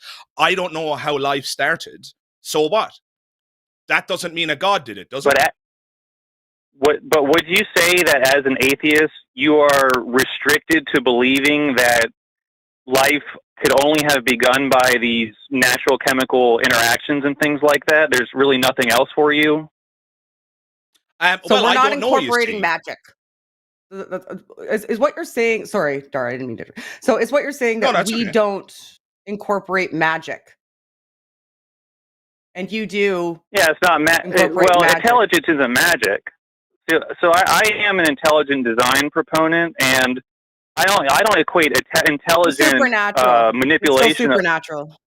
It's still supernatural. Let's make that word switch if it makes you more comfortable. So we don't incorporate the supernatural. Yeah, an unembodied mind is a supernatural concept, Anthony. Of course, I agree that minds exist by virtue of the fact that I have my own mind. A mind isn't magic or supernatural, but you're presumably, and I hope I'm not assuming too much here, you believe in an unembodied mind. You believe in a mind that exists beyond space-time, presumably, right? That would be a supernatural proposition. Well, not necessarily beyond space-time, but certainly I don't believe it's necessarily true that minds can only exist in conjunction with the physical body. I don't think that's been demonstrated either. So, well, that's the only evidence we have. That's the only evidence. We only have evidence of minds attached to bodies, to brains, if you will. There is no evidence of minds existing beyond that form, to my knowledge. Unless you have some evidence for us that I'm unaware of. I'll address that, but first let me say the term supernatural to me is completely arbitrary, because if we were to discover disembodied minds by some scientific means or some empirical evidence, then that would fall within the realm of the natural. Natural is just what is encompassed by reality.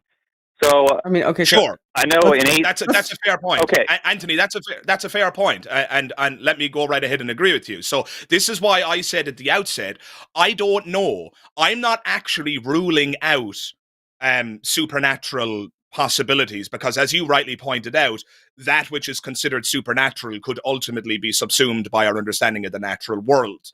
So fine, I'm not offering an explanation. I don't know how life began. Abiogenesis, the jury is out. I don't know. Maybe there is a disembodied mind that started it all. But the time to believe that, Anthony, is when there is evidence for that disembodied mind, not simply because you can't think of a way that it could have happened without a disembodied mind. That's a textbook argument from ignorance fallacy. Translated, Anthony, what you're saying is, I can't think of how this could have happened without a disembodied mind, therefore a disembodied mind is responsible. That is fallacious in the extreme, Anthony. Now, I mean, Shannon, did you want to jump in there before Anthony responds? I think it's important that we give Anthony some time to defend himself here, because I've accused him of fallacious reasoning there. But did you want to add anything before he jumps in? No, like I see it both from your perspective, and also I'm a pretty strong proponent that not only do we not have an example of a mind without a brain, we have pretty strong evidence based on, what we know about neuroscience and neuronal firing that like, there can't be a thought without a certain physiological sequence that has been measured and is required for that thought to take place. And we can measure those, we can see those, we know what they are, we know what they look like, and we know what the outcomes are. And there's no mechanism for interaction that makes an external mind like interact with the brain in a way that makes any sense. Like there's no way for that to occur, for something external to have that sort of physical manipulation of the components of the brain. So I think I would go so far as to say that it is impossible. Okay, well, I would say the fact that purely chemical interactions have not been demonstrated to result in anything I would consider to be, a primitive life form, that doesn't necessarily prove that a disembodied mind, such as a god, did it, but it leaves open the possibility, and therefore I think that atheism is an intellectually dishonest position to take, because you should classify yourself as an agnostic, because both possibilities remain an option until proven otherwise. And so, no, as far I'm as an atheist.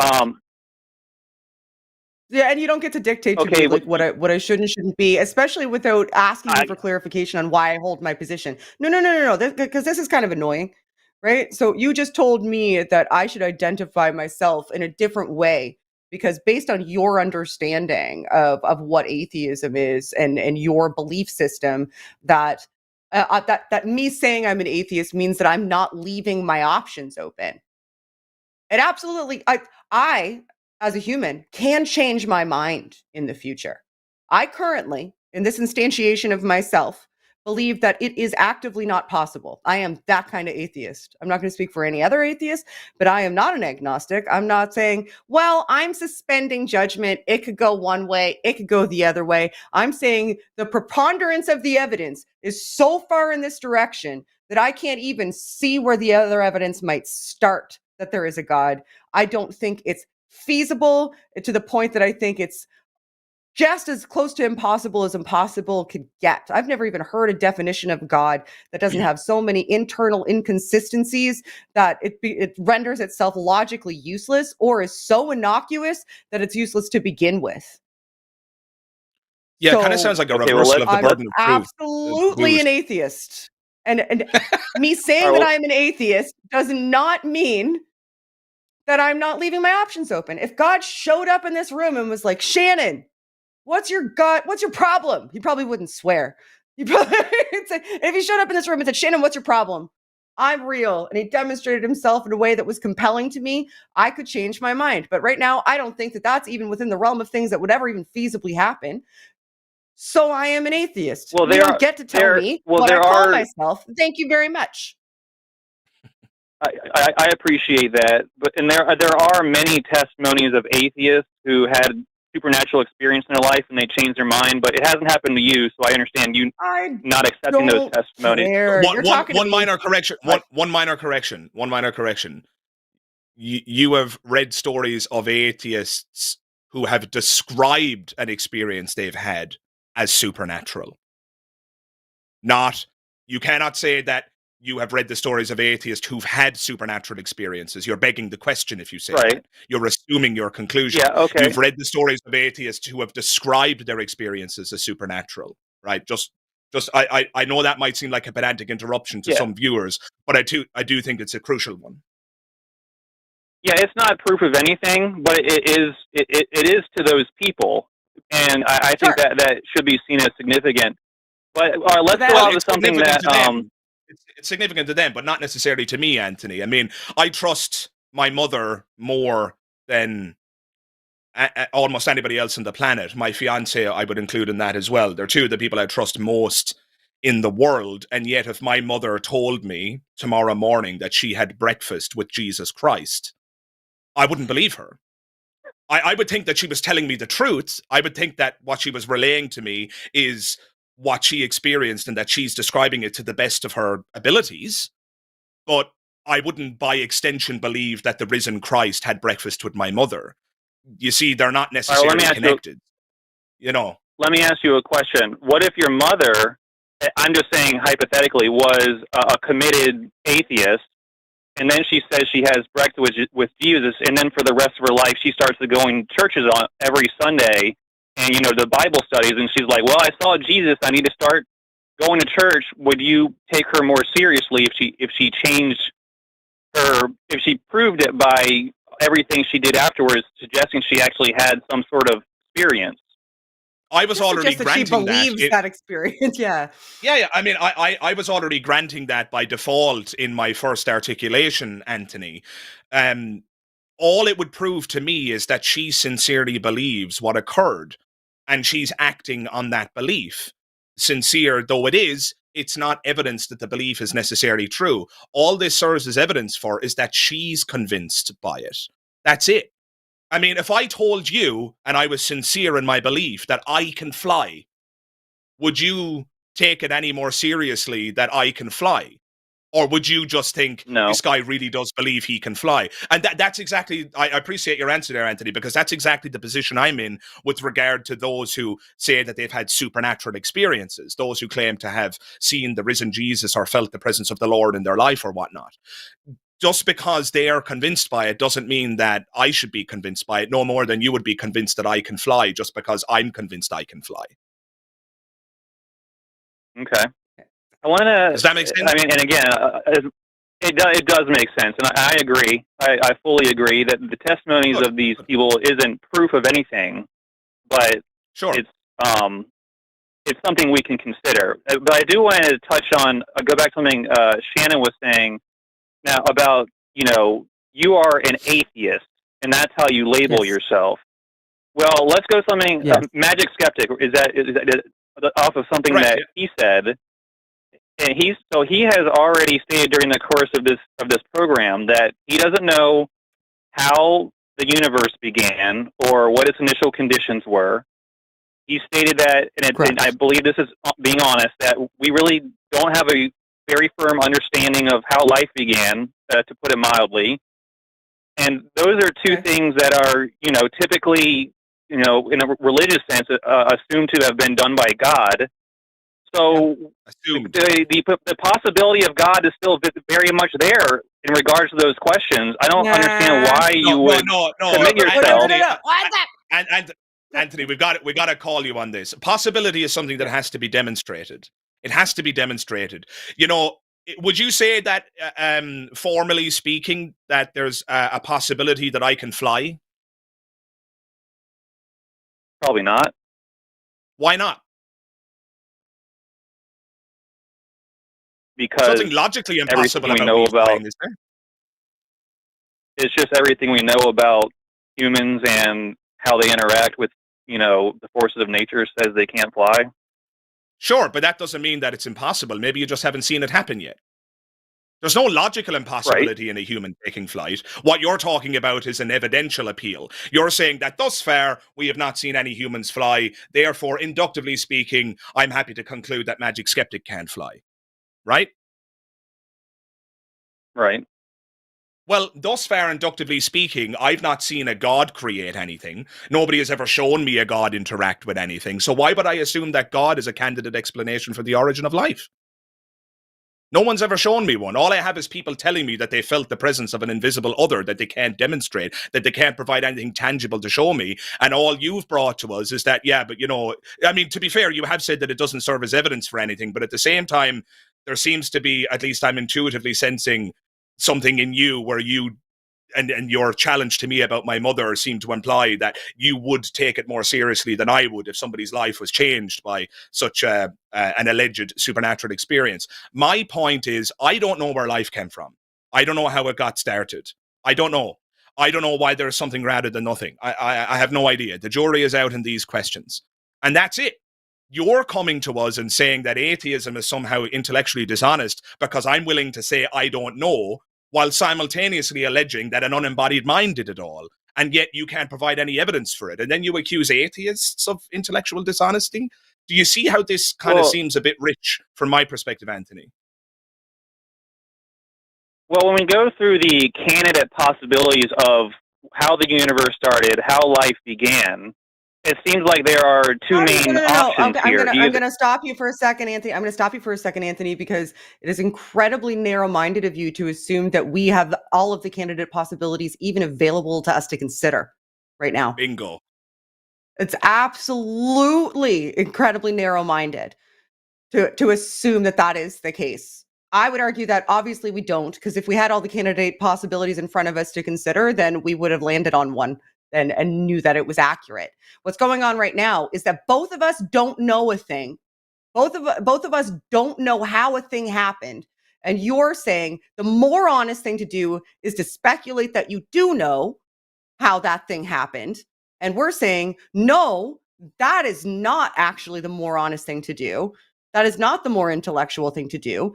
And by doing that also, we are going to eliminate the possibility of looking for more candidate explanations. We are going to cut off an avenue to knowledge because we are going to say, I already know. We don't need to find out why because God did it. And then we can just stop.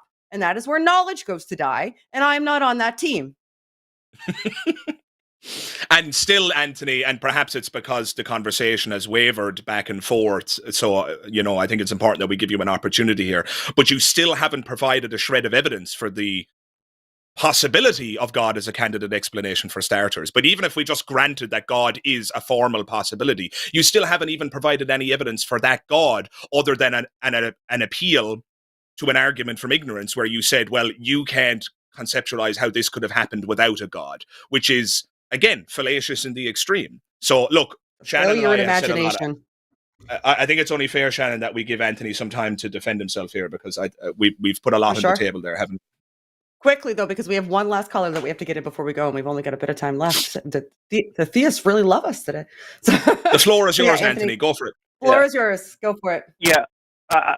I'll make another comment, and you all feel free to respond if you will, and then you can move on. But to me, it just seems like you were using the term God. I would prefer to use the term intelligence, and it would have necessarily been a form of intelligence we don't understand, disembodied, manipulating matter, which, again, we never really got to that conversation, which I think would have been an interesting one.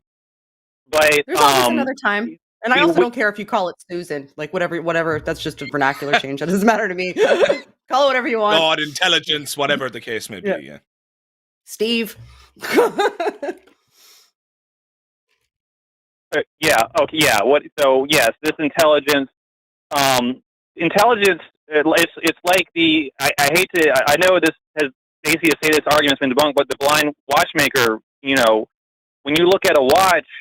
Or intelligence, natural forces cannot produce these components, these aggregates of matter with these specifically complex parts and systems that would be necessary for life.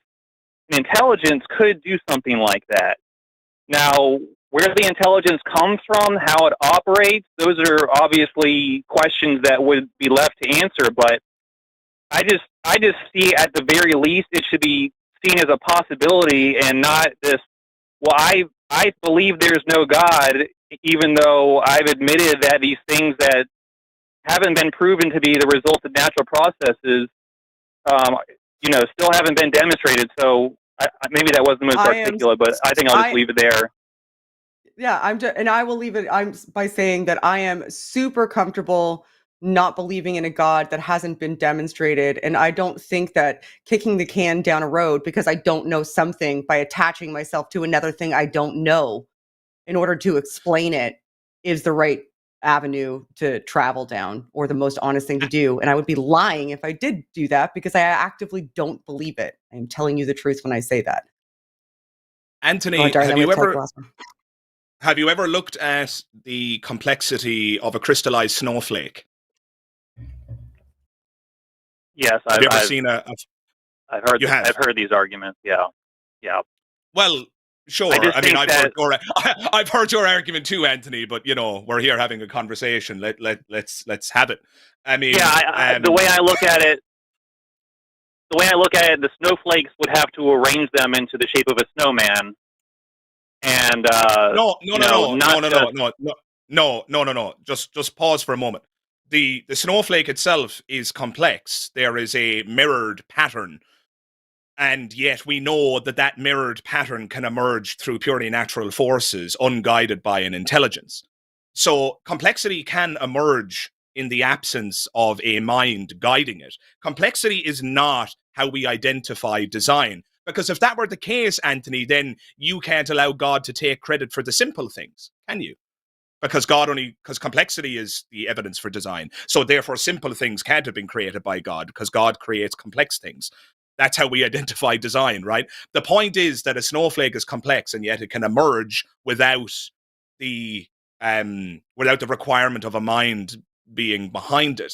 So the fact that things are complex is frankly irrelevant. How we identify whether or not things are designed is through evidence. A building is complex. This is another example that creationists often use. A building is complex, but the reason we know it's designed is not because because of its complexity. It's because we have evidence of buildings being assembled. We can watch them being assembled. We can study to become a builder and so on, right? The evidence there's an embarrassment of evidence for it. It's not the complexity of the building that leads us to the conclusion that it was designed.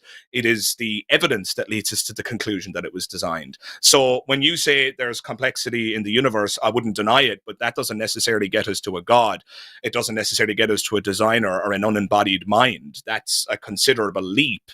I mean, the watchmaker argument, using a watch as an analogy for the universe, is obscene in many ways. I think it was Hume who said that it's actually better to conceptualize the universe as a vast floating vegetable.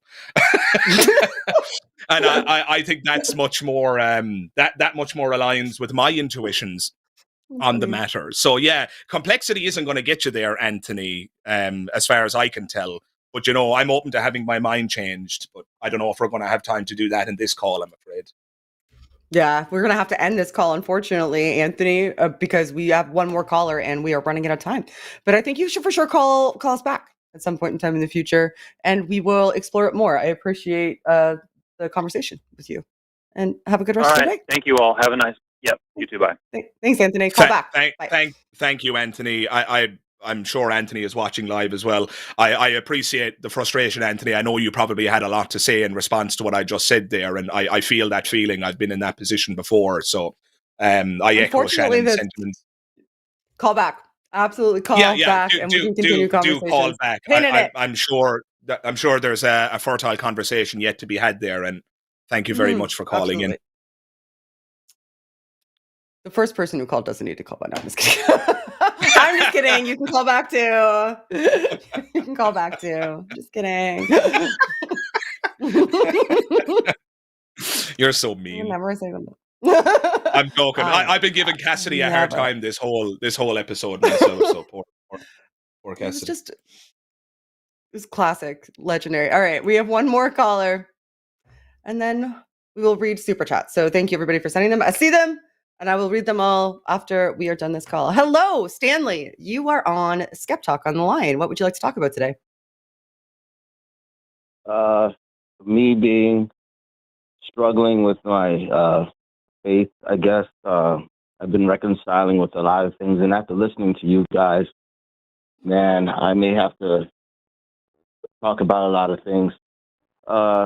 Stuff like Moses parting the Red Sea, or Noah's Ark is like a few things that doesn't make sense. You know, Earth being 6,000 years old when it's really 4 billion years old. I'm having a hard time reconciling with it when all my friends and Okay. family are religious, but I'm Okay. not. Got you. So you're in the deconversion process then? Is it stuff that you recently believed that you're now kind of shaking the shackles off? Yeah, basically. How did you guys figure out a way that the Noah's Ark was not as factual as it seems to be? Like, how did he get all the animals in the boat? Was there really a boat to begin with? This stuff like that, No. you know? I never had the type of faith where I was a young earth creationist. I was what you would call an Anglican. So I was part of the Church of England, I guess, like a Protestant adjacent. It's like if a Protestant and a Roman Catholic had a baby, it would be an Anglican. But I was never a young earth creationist. So I actually didn't even realize people actively believed that the earth was 6,000 years old and really thought that had actually happened and wasn't a metaphor until I was in my like 30s. And looking Yes, at the arguments at that point in time, like all you have to do is look at the evidence from evolution and look at what we know from like consanguinity coefficients. Like what would happen if species were that inbred, humans included, is that they would no longer be able to procreate after several generations. Like everything would just be extinct. There's just no way, even if you grant they could all fit on the boat, which they couldn't. There's also no archaeological right. evidence for I it. guess my If you consider it from a archaeological perspective, if you imagine that all of the animals of the earth were at one point in a single location on an ark, wouldn't you expect the archaeological evidence to reflect a kind of like concentric circles of animals as they dispatched the ark when the flood ended? And yet that's not what we find. We find animals in their various ecosystems around the world dispersed in a manner that is not consistent with an ark story. So there is in fact evidence against the proposition, but let's pretend that it's our job to disprove the narrative. My go-to response to a lot of these things is, I don't know if that's true or not. We've heard that a lot tonight. Maybe it is, maybe it isn't. My tendency is to assume that it isn't, because I would argue that the default position on any existential proposition is non-belief. Otherwise, we would have to be agnostic on a whole host of ridiculous propositions. I trust that our viewers and even the callers tonight are not agnostic on the existence of leprechauns.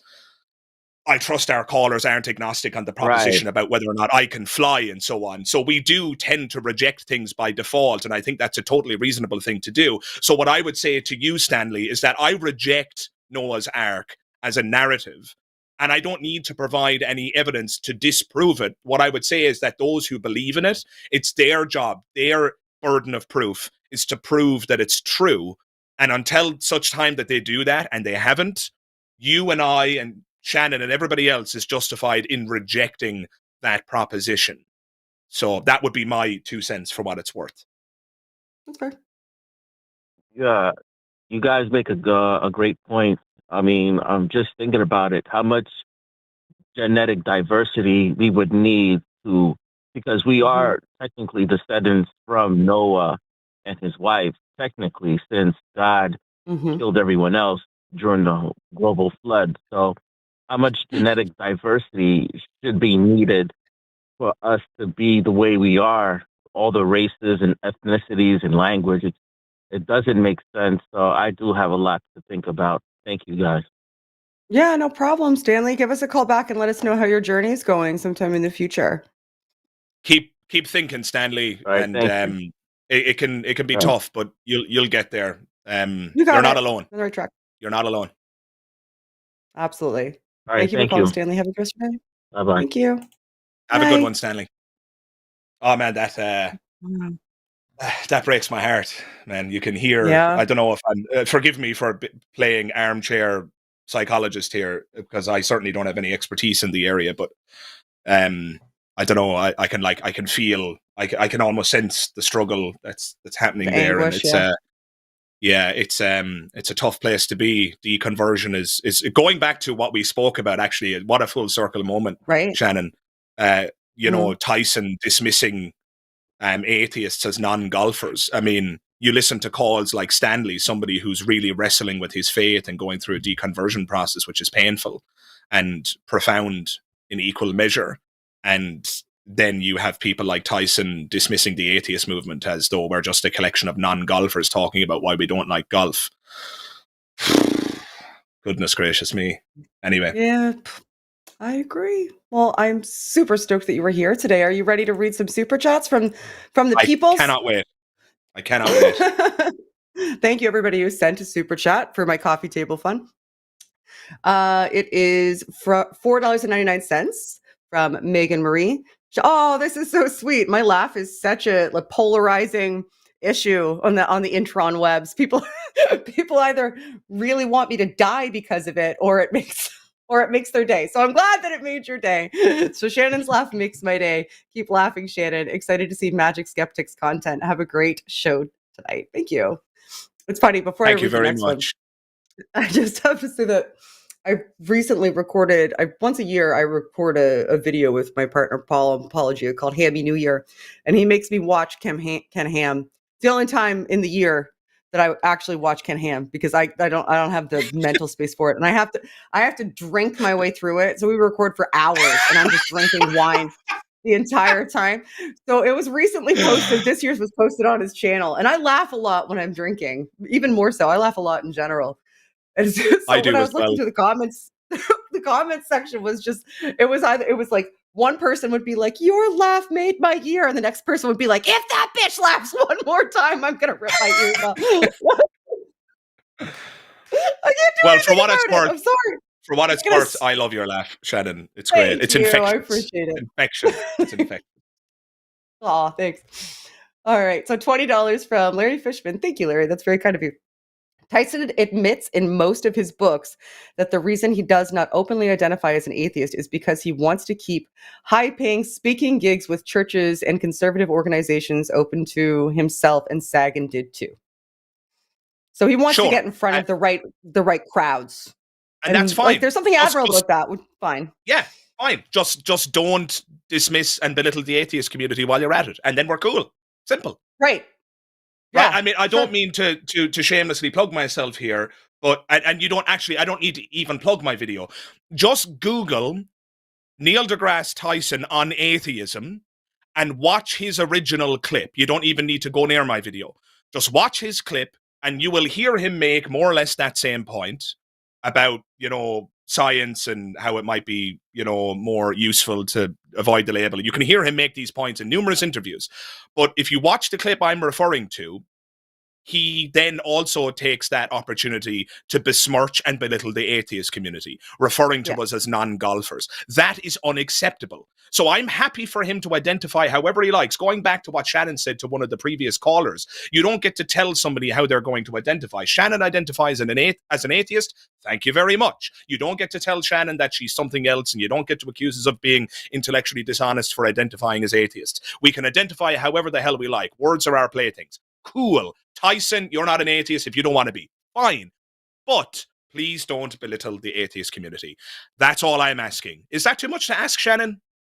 No, it's not. And it also gives people the idea that you're, especially with somebody with a platform like that, it creates a social schema or reinforce an existing negative social schema about a massive group of people who aren't who are just a part of that group by definition, regardless of many other attributes and diverse attributes about themselves, their backgrounds, their culture, their gender, their race, all kinds of things, their geographic location.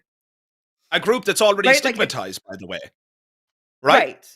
The last thing that the atheist community needs is for somebody with a platform like Tyson to hop on the hate train and belittle us and call us non-golfers and besmirch us and make it look like our movement is trivial, petty, and pointless. He literally says, I don't have energy for that. Why would I want to meet up with people and talk about my mutual lack of interest in golf? That's not what atheists do. Jesus, every time I talk about this, I get frustrated. I'm sorry. That's okay. It's my fault. I brought it up. No. Up. It's cool. It's just, it winds me up to no end. I swear. It's just, it pisses me off. Forgive my language, but it pisses me off. Identify how you like, buddy, but stop belittling the atheist community. Stop trivializing it, because this community has enough of trials and tribulations. Am I right, Shannon? I seem to remember research that said that atheists are one of the least trusted groups in the United States. Yeah, As far as I recall, there was a study that came out. I'm afraid I don't have the citation to hand, so perhaps one of your listeners in the chat could cite the study. But I'm almost certain that I read that atheists are one of the least trusted groups in the United States. That research is now quite dated. Maybe the lie of the land is different. If that study were done again today, perhaps the numbers would change. But suffice to say, the atheist community has enough of trials and tribulations. They don't need noteworthy scientists to be hopping on the bandwagon and making things more difficult. Yeah, it's like putting up a wall. It's like, and whatever. Hi, sorry, we're going to read a super chat. Hi, Artemis. How are you doing? Artemis Brand Sample. I can't understand a word either of you are saying. You fuzzy foreigners and your accents. I know, it'd be quite the gear shift too for an American to hear one Canadian and one Irishman trying to have a conversation. Just I don't know of a country. I don't know of a country that's mangled the English language more than my own, so I apologize. That's funny. All right. Okay, so next one. Sorry. Artemis, I can't understand. I already read this one. My hearing and my thinking. Nope. I know there's another one. Oh, you sent two the same. Okay. I can't understand a word of either of your accents. I'm so confused by hearing and my thinking. Oh, that was a callback. Your hearing and your thinking. I see. And your thinking with the words, with the God words, with the good God words in your brain pan. All right. $5 from Monkey at a Typewriter. I bet if the PGA was trying to pass laws about my private parts, non-golfers would organize right quick. Yes! Exactly. I am not a golfer, but if a golf association started to coordinate that all golfers were the only ones who had rights, or that they got to dictate what people's rights are and what morality was, and who people couldn't love, and what medical treatment people couldn't have. A bunch of non-golfers would probably start to unify together and be like, fuck these golfers. If golfers were persecuting members of the LGBTQ plus community, passing laws that afford preferential treatment to golfers and so on, you bet your bottom dollar I'm going to become a non-golfer pretty damn quick. Yes, exactly. Decide they don't get taxed, take away women's bodily autonomy. Yeah. Down with the golfers. And if I was a golfer, I might stop being a golfer. Absolutely. I'd never play golf again. I would give up golfing if I was ever a golfer, which I never was.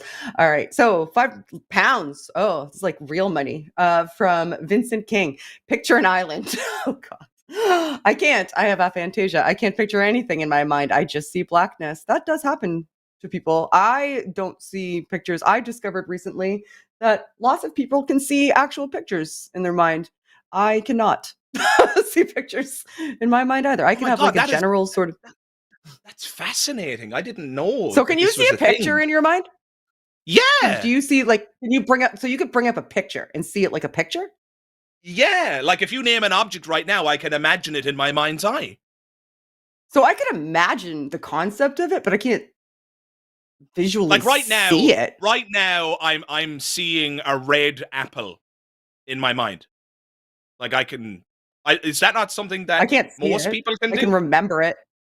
I don't know. Yeah, like people have been telling me this, and I've been meaning to research it more because people have talked about aphantasia, and I'm like, I wonder if I'm my God, you've just blown my mind.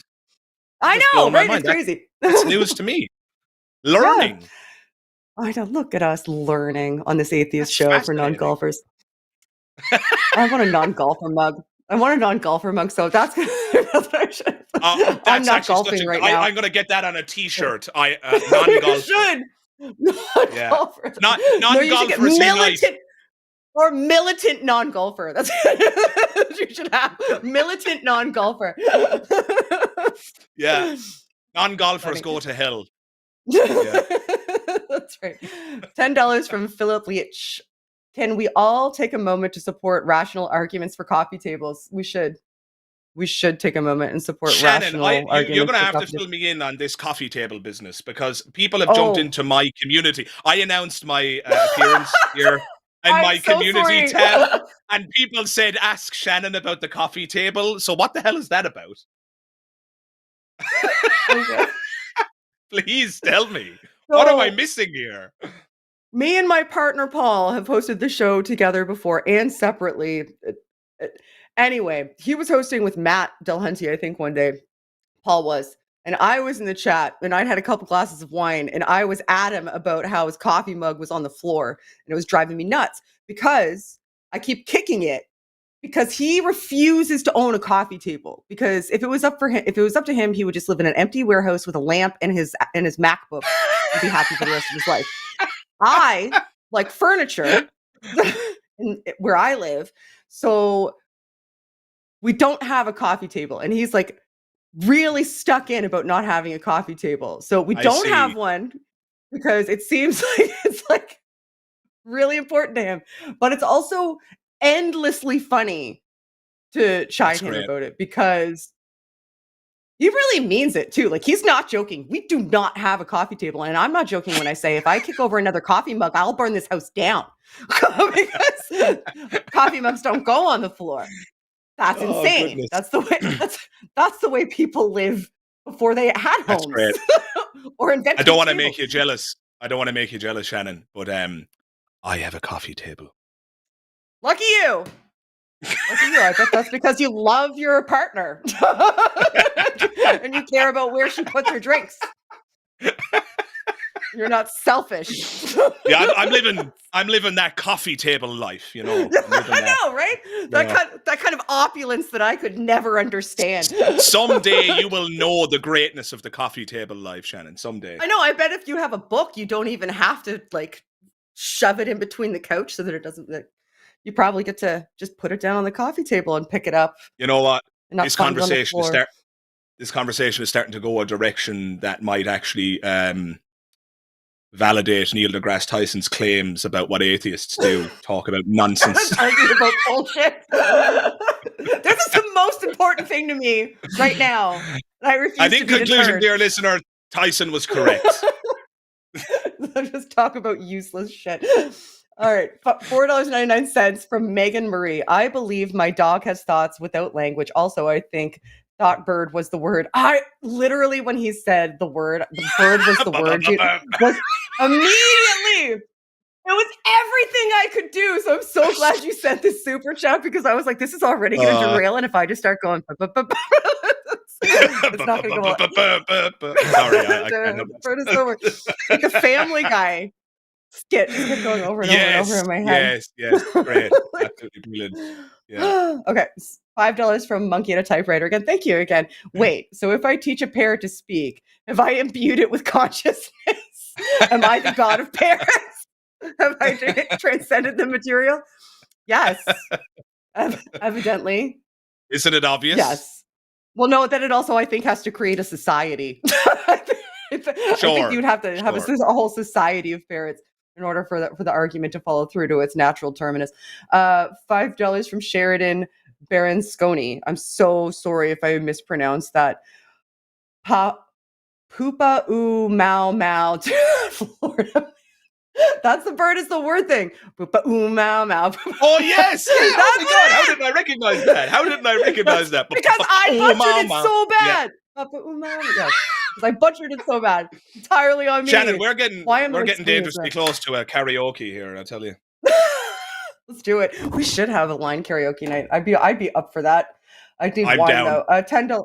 Let's go. $10 from Kenny Langley. Neil deGrasse Tyson, the Pluto, the ape Plutoist. Yeah, that's right. A jerk. It's dishonest. It's dishonestly cowardly. He obviously does not have a God belief based on his public science rhetoric. I wouldn't go so far as to call him cowardly because I Nor think would I I. understand his motivations. I wouldn't go so far. Sure. I just think that he was so short-sighted in his own goals that he didn't recognize maybe. And I'm going to be charitable here because I do really like and respect him in a lot of things that he's done. A lot of other people that I've looked up to from that generation of skeptics that kind of blazed the way have gone so far off the rails that it like devastates me. And like really physically hurts me almost, like the Dawkins of the world, for example. But Neil is like really stayed level-headed and been a great public advocate. And I can't say enough amazing things about him. But there is this one thing where there's a valid criticism, I think.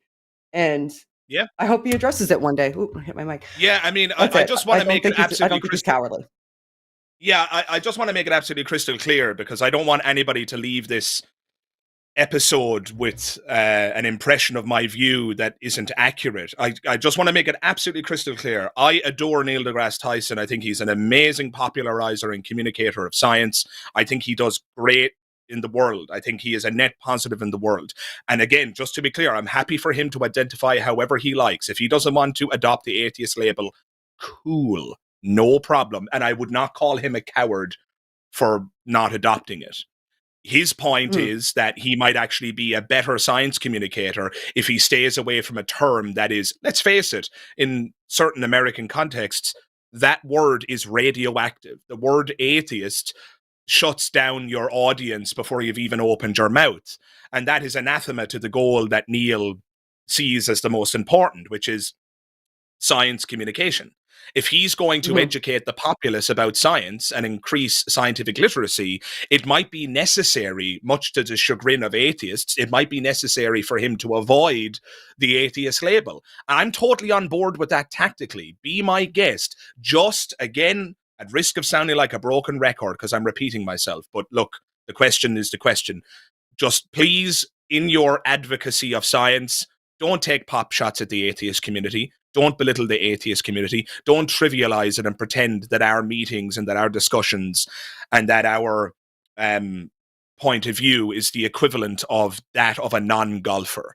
That is alarmingly insulting and I dare say stupid. It's a ridiculous comparison. And I hope that I've done something in this episode to push back against that in a way that people can understand and appreciate. But no, I would not be on board with the claim that he's a coward. Absolutely not.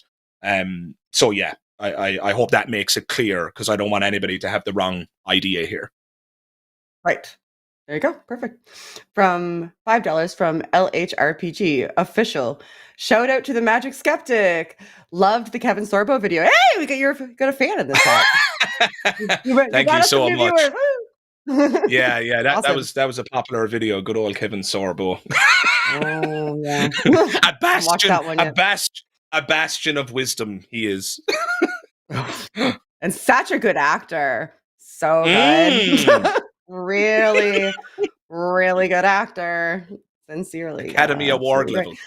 From $10 from Crystal Badal Royo. I'm so sorry if I pronounced your name wrong. Wanted to say that Magic Skeptic is a great addition to the line. Please come back. Yes, absolutely. And tell Shannon I will happily become Team Coffee Table if you tell me where you got your awesome glasses. I order all of my glasses from Zenny because I lose glasses like crazy because I take them off in dumb places and then forget that I even had them and then just leave those places and never go back. So my glasses live in those places now and they're buried. They're all across the world. In fact, I've got glasses everywhere. And Zenny is super cheap. They're going to become collector's items. Anybody who finds one of Shannon Q's pairs of glasses is going to fetch a nice price on eBay. They'll all say Zenny right here, and most of them will be tortoise shell or purple. This is the first pair I've gotten that's not tortoise shell or purple. I was trying something new. I ordered these on Christmas Day, and they ship right to your house, so I don't have to talk to humans. And they're like $30 a pair. Thanks to that commenter for the nice compliment they paid me. I really appreciate that. Thanks a lot. I told you would absolutely kill it. I'm stoked that you said yes. I was like, oh man, it's so late. He's going to say no to me. But I gotcha. Ha ha ha! I win. I must repeat it. It's an honor to be here, Shannon. Thank you so much. It's been a joy. Oh, you're perfect addition. $10 from Cluckenvar. Due to poor decisions regarding my sleep schedule, I'm actually able to catch this episode live. So here's some money. I love that the line keeps bringing in guest hosts. I've been watching for a while. Thank you for watching. I'm so glad that you could be here. I hope you do have a better sleep schedule soon, though. That's very important. Have a good sleep schedule. $5 from Sheridan Berensconi. The problem is that people are thinking. Great show, Shannon and Magic Skeptic. You see, the first problem where we're immediately off the rails is that people are thinking. Like, okay, I still can't believe that happened. Oh, no, I meant to say that. Oh, did you? Okay. Oh, okay. All right then. I guess she this gave is you an out. now. You gave him an out. He didn't take it. I don't think you meant to say that, did you? Oh no, I did. I did. Thinking is a problem. Yeah. Okay. No, I thought really hard before I said that. I planned that opener. From Entangled Loam. $10. Is a committed atheist like a practicing atheist? We're not practicing. We got it right. Love the line. Not evidence for anything besides my own incredulity. Magic borrowing this for later. Go Jimmy yourself. That's what GJYS means, just in case you're wondering. $5 from Meridian Heights. Magic Skeptic is one of my favorites. Great to see you here, Dara. I agree. Why I invited thank you so much. Thank you. That means Lots a of lot love for you. I'm so happy. You have no idea. This is awesome. I'm so happy. That's awesome. I just, by the way, it needs to be said. People just, it means so much to me to be accepted and to be welcomed, and just it's awesome. It's just, thank you so much. It means I'm excited more people get to see you because you do such great work, and I just knew as soon as I watched your channel, I was like, oh. He has the cadence, the demeanor, and the delivery that would be perfect for this. Like for I just. Oh God, I struggle to take praise. You're giving me such a big head. Thank you so much, Shannon. That's why I stalked you. I don't generally go listen. Tell me how to get in contact with you. I'm starting how the fuck do I find you? Contacted you on every platform. $5 from RC Deshane. Magic, please explain the following quote. Don't make unnecessary journeys. Don't take risks on treacherous roads, and don't swim in the sea. Go. I don't. Where is this quote from? Just before I read it, what do you know? What this is? I don't have no idea. I'm assuming this is going to be an Irish character. It's going to be an Irish character from something. Okay, all right. I'm going to give it my best. Right, are you ready? And I'm ready. Scene. Don't make unnecessary journeys. Was that too much? I was right there. I can't. No, I can't. I got to do it in my own voice. Okay. Don't make unnecessary journeys. Don't take risks on treacherous roads, and don't swim in the sea. There we go. Someone got their soundbite. $5 from Joanne Bell. What an amazing show today. Shannon and Magic Skeptic are a great team. I agree. Go us. Thank you very much, Joanne Bell. Woo! Digital fist bump. Go Team Non-American. Woo! The Americans up in here. Go Team Non-American. That's awesome. I love it. That's right. There's non-golfers, then there's non-Americans. True. This is non-Americans. This is the non-American show. Yeah. $10 from SJL. Good show, good host. I discovered I was not subscribed to Skeptic. That's right. Everybody go fix that. Go subscribe to Magic Skeptic. If I send Shannon a picture of my coffee table, I might convert her to Paul's view. I don't like clutter either. So if you have a cluttered coffee table, I'm not about that coffee table. It's all you clutter coffee table people that are out there ruining the perception of coffee tables. Thank you for subscribing, by the way. I appreciate that. Thanks a lot. $5 from Larry Fishman. I love the adorable accents tonight. Go Team Coffee Table. I love that the chat's on my team. That's right, everyone. You are on the right side of history. $5 from Joanne Bell. My sister thinks in words and can't see pictures. I think in 4K ultras. People brains just do what they want. Yeah, I keep looking into it because I think it's so fascinating.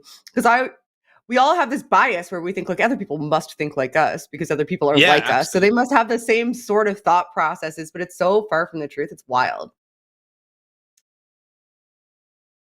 $10 from, oh, this fucking guy. $10 from Pelagia. I know this quote.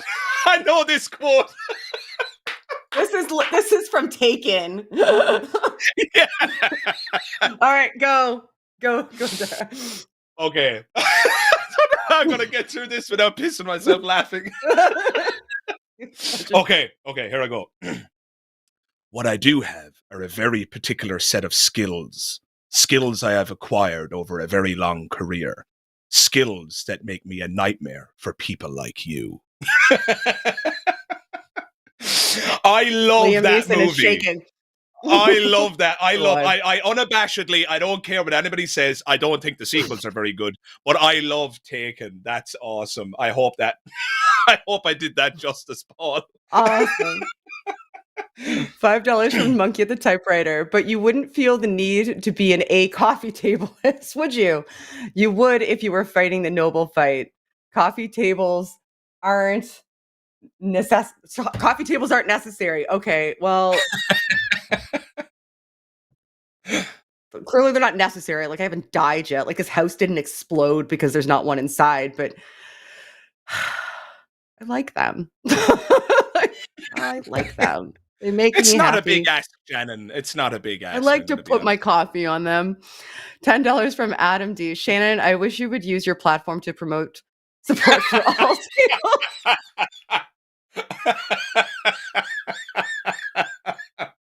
Yeah, Shannon. I just almost peed my pants. Stop. My partner won't let me buy a dining table, so we are only able to eat on the couch. Help me. That's good. That's pretty funny. $10 from Hassa. From Hassa Digba Ibawi.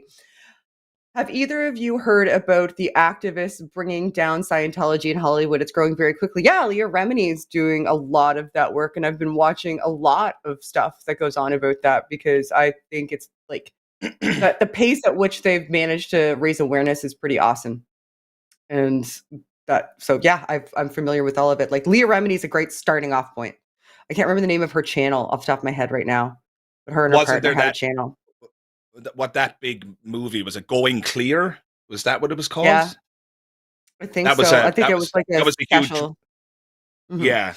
That was a huge moment, wasn't it? Where like they blew the whole thing wide open, right? I must admit, it's an area I'm not intimately familiar with. It's something that I have yet to do my homework on, so I won't. Well, I think once Danny Masterson went to jail too for the SA and the RAPE, a lot of people realized that the Church of Scientology was heavily involved in the cover-up and the institutionalization of that type of behavior, and starting to look into it more as well. I hate that it took something like that, but I think that kind of started a more balls rolling as well. So there's an uptick in the awareness and people actually exploring it, which is great. It's great that they're exploring it. Not that happened. Great that people are actually like putting eyes on it. $5 from Monkey at a Typewriter. MS, I'm going to sub to your channel. Contingent on any increase in your subs is henceforth referred to as the line bump. Yay, great show.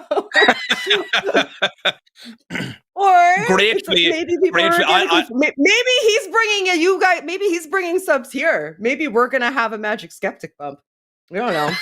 It could all be part of my master plan. I'm good with that. I'm happy with a line bump. That'll do me. Although that sounded a bit dodgy, actually. Anyway. $4.99 from C_W. I sure hope we will see more of Magic Skeptic and Shannon on future shows together. Great show tonight. Thank you, C_W. I hope so too. I hope so. I hope so too. That would be awesome. It was great.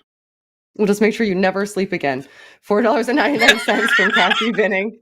Shannon buy TV trays and watch him cave. Okay, so I have a TV tray from IKEA, a wooden TV tray that is on my sectional couch, and that is what my everything goes on. So the remote sit on that. If I have a drink, it sits on that. But that's mine. So if he wants to use it, he has to come sit on the other side of me because Otherwise, as far as I'm concerned, he can put his drinks on the floor. That's my or he can get his own TV table, and then we can just have a house cluttered full of TV tables when we could have just had a coffee table. It's been a long 7 years together. Really, I don't know how either of us tolerate each other. To be honest, we're both nice. I'm sensing a lot of tension. Not really. We actually have like the most banal relationship on earth. $5 from Crystal Badal Royo. Shannon, good job on my name. Oh gosh, I just struggled with it again. Thank you. I also buy all my glasses from Zenny. You've convinced me. I'm now team coffee table. They are great for jigsaw puzzles. Exactly. Although Paul would argue that jigsaw puzzles would be considered clutter, and he would take that as a million pieces of clutter being like tipping the scales to his argument. I can hear it now. Thank you. Thank you. Oh, and thank you to all of our mods today. Everybody who is moderating the chat. I see Calissa 789 in there, and I appreciate you so much. And Dylan, thank you. And thank you to our call screener who was Dave today, Dave M. We appreciate you. Thank you, everybody. Thank you, Amargan, for being our producer today. Thank you to the audience for watching live and participating. And thank you for everybody who's watching this later for sticking with us to the end. And thank you, last but not least, to Magic Skeptic for joining me today.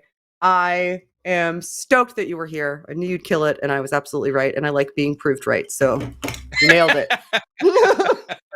It was an honor, Shannon. Thank you very much for having me. And I hope your listeners and viewers enjoyed my presence here. It was great. It was a joy. Good. And there's all our patrons. Thank you to our patrons who are scrolling at the screen. If you would like to join the Patreon, you can do so as well. And as always, everyone, help elevate the discourse. And bye. I can never time this right. I'm absolutely trying. I'm always still talking.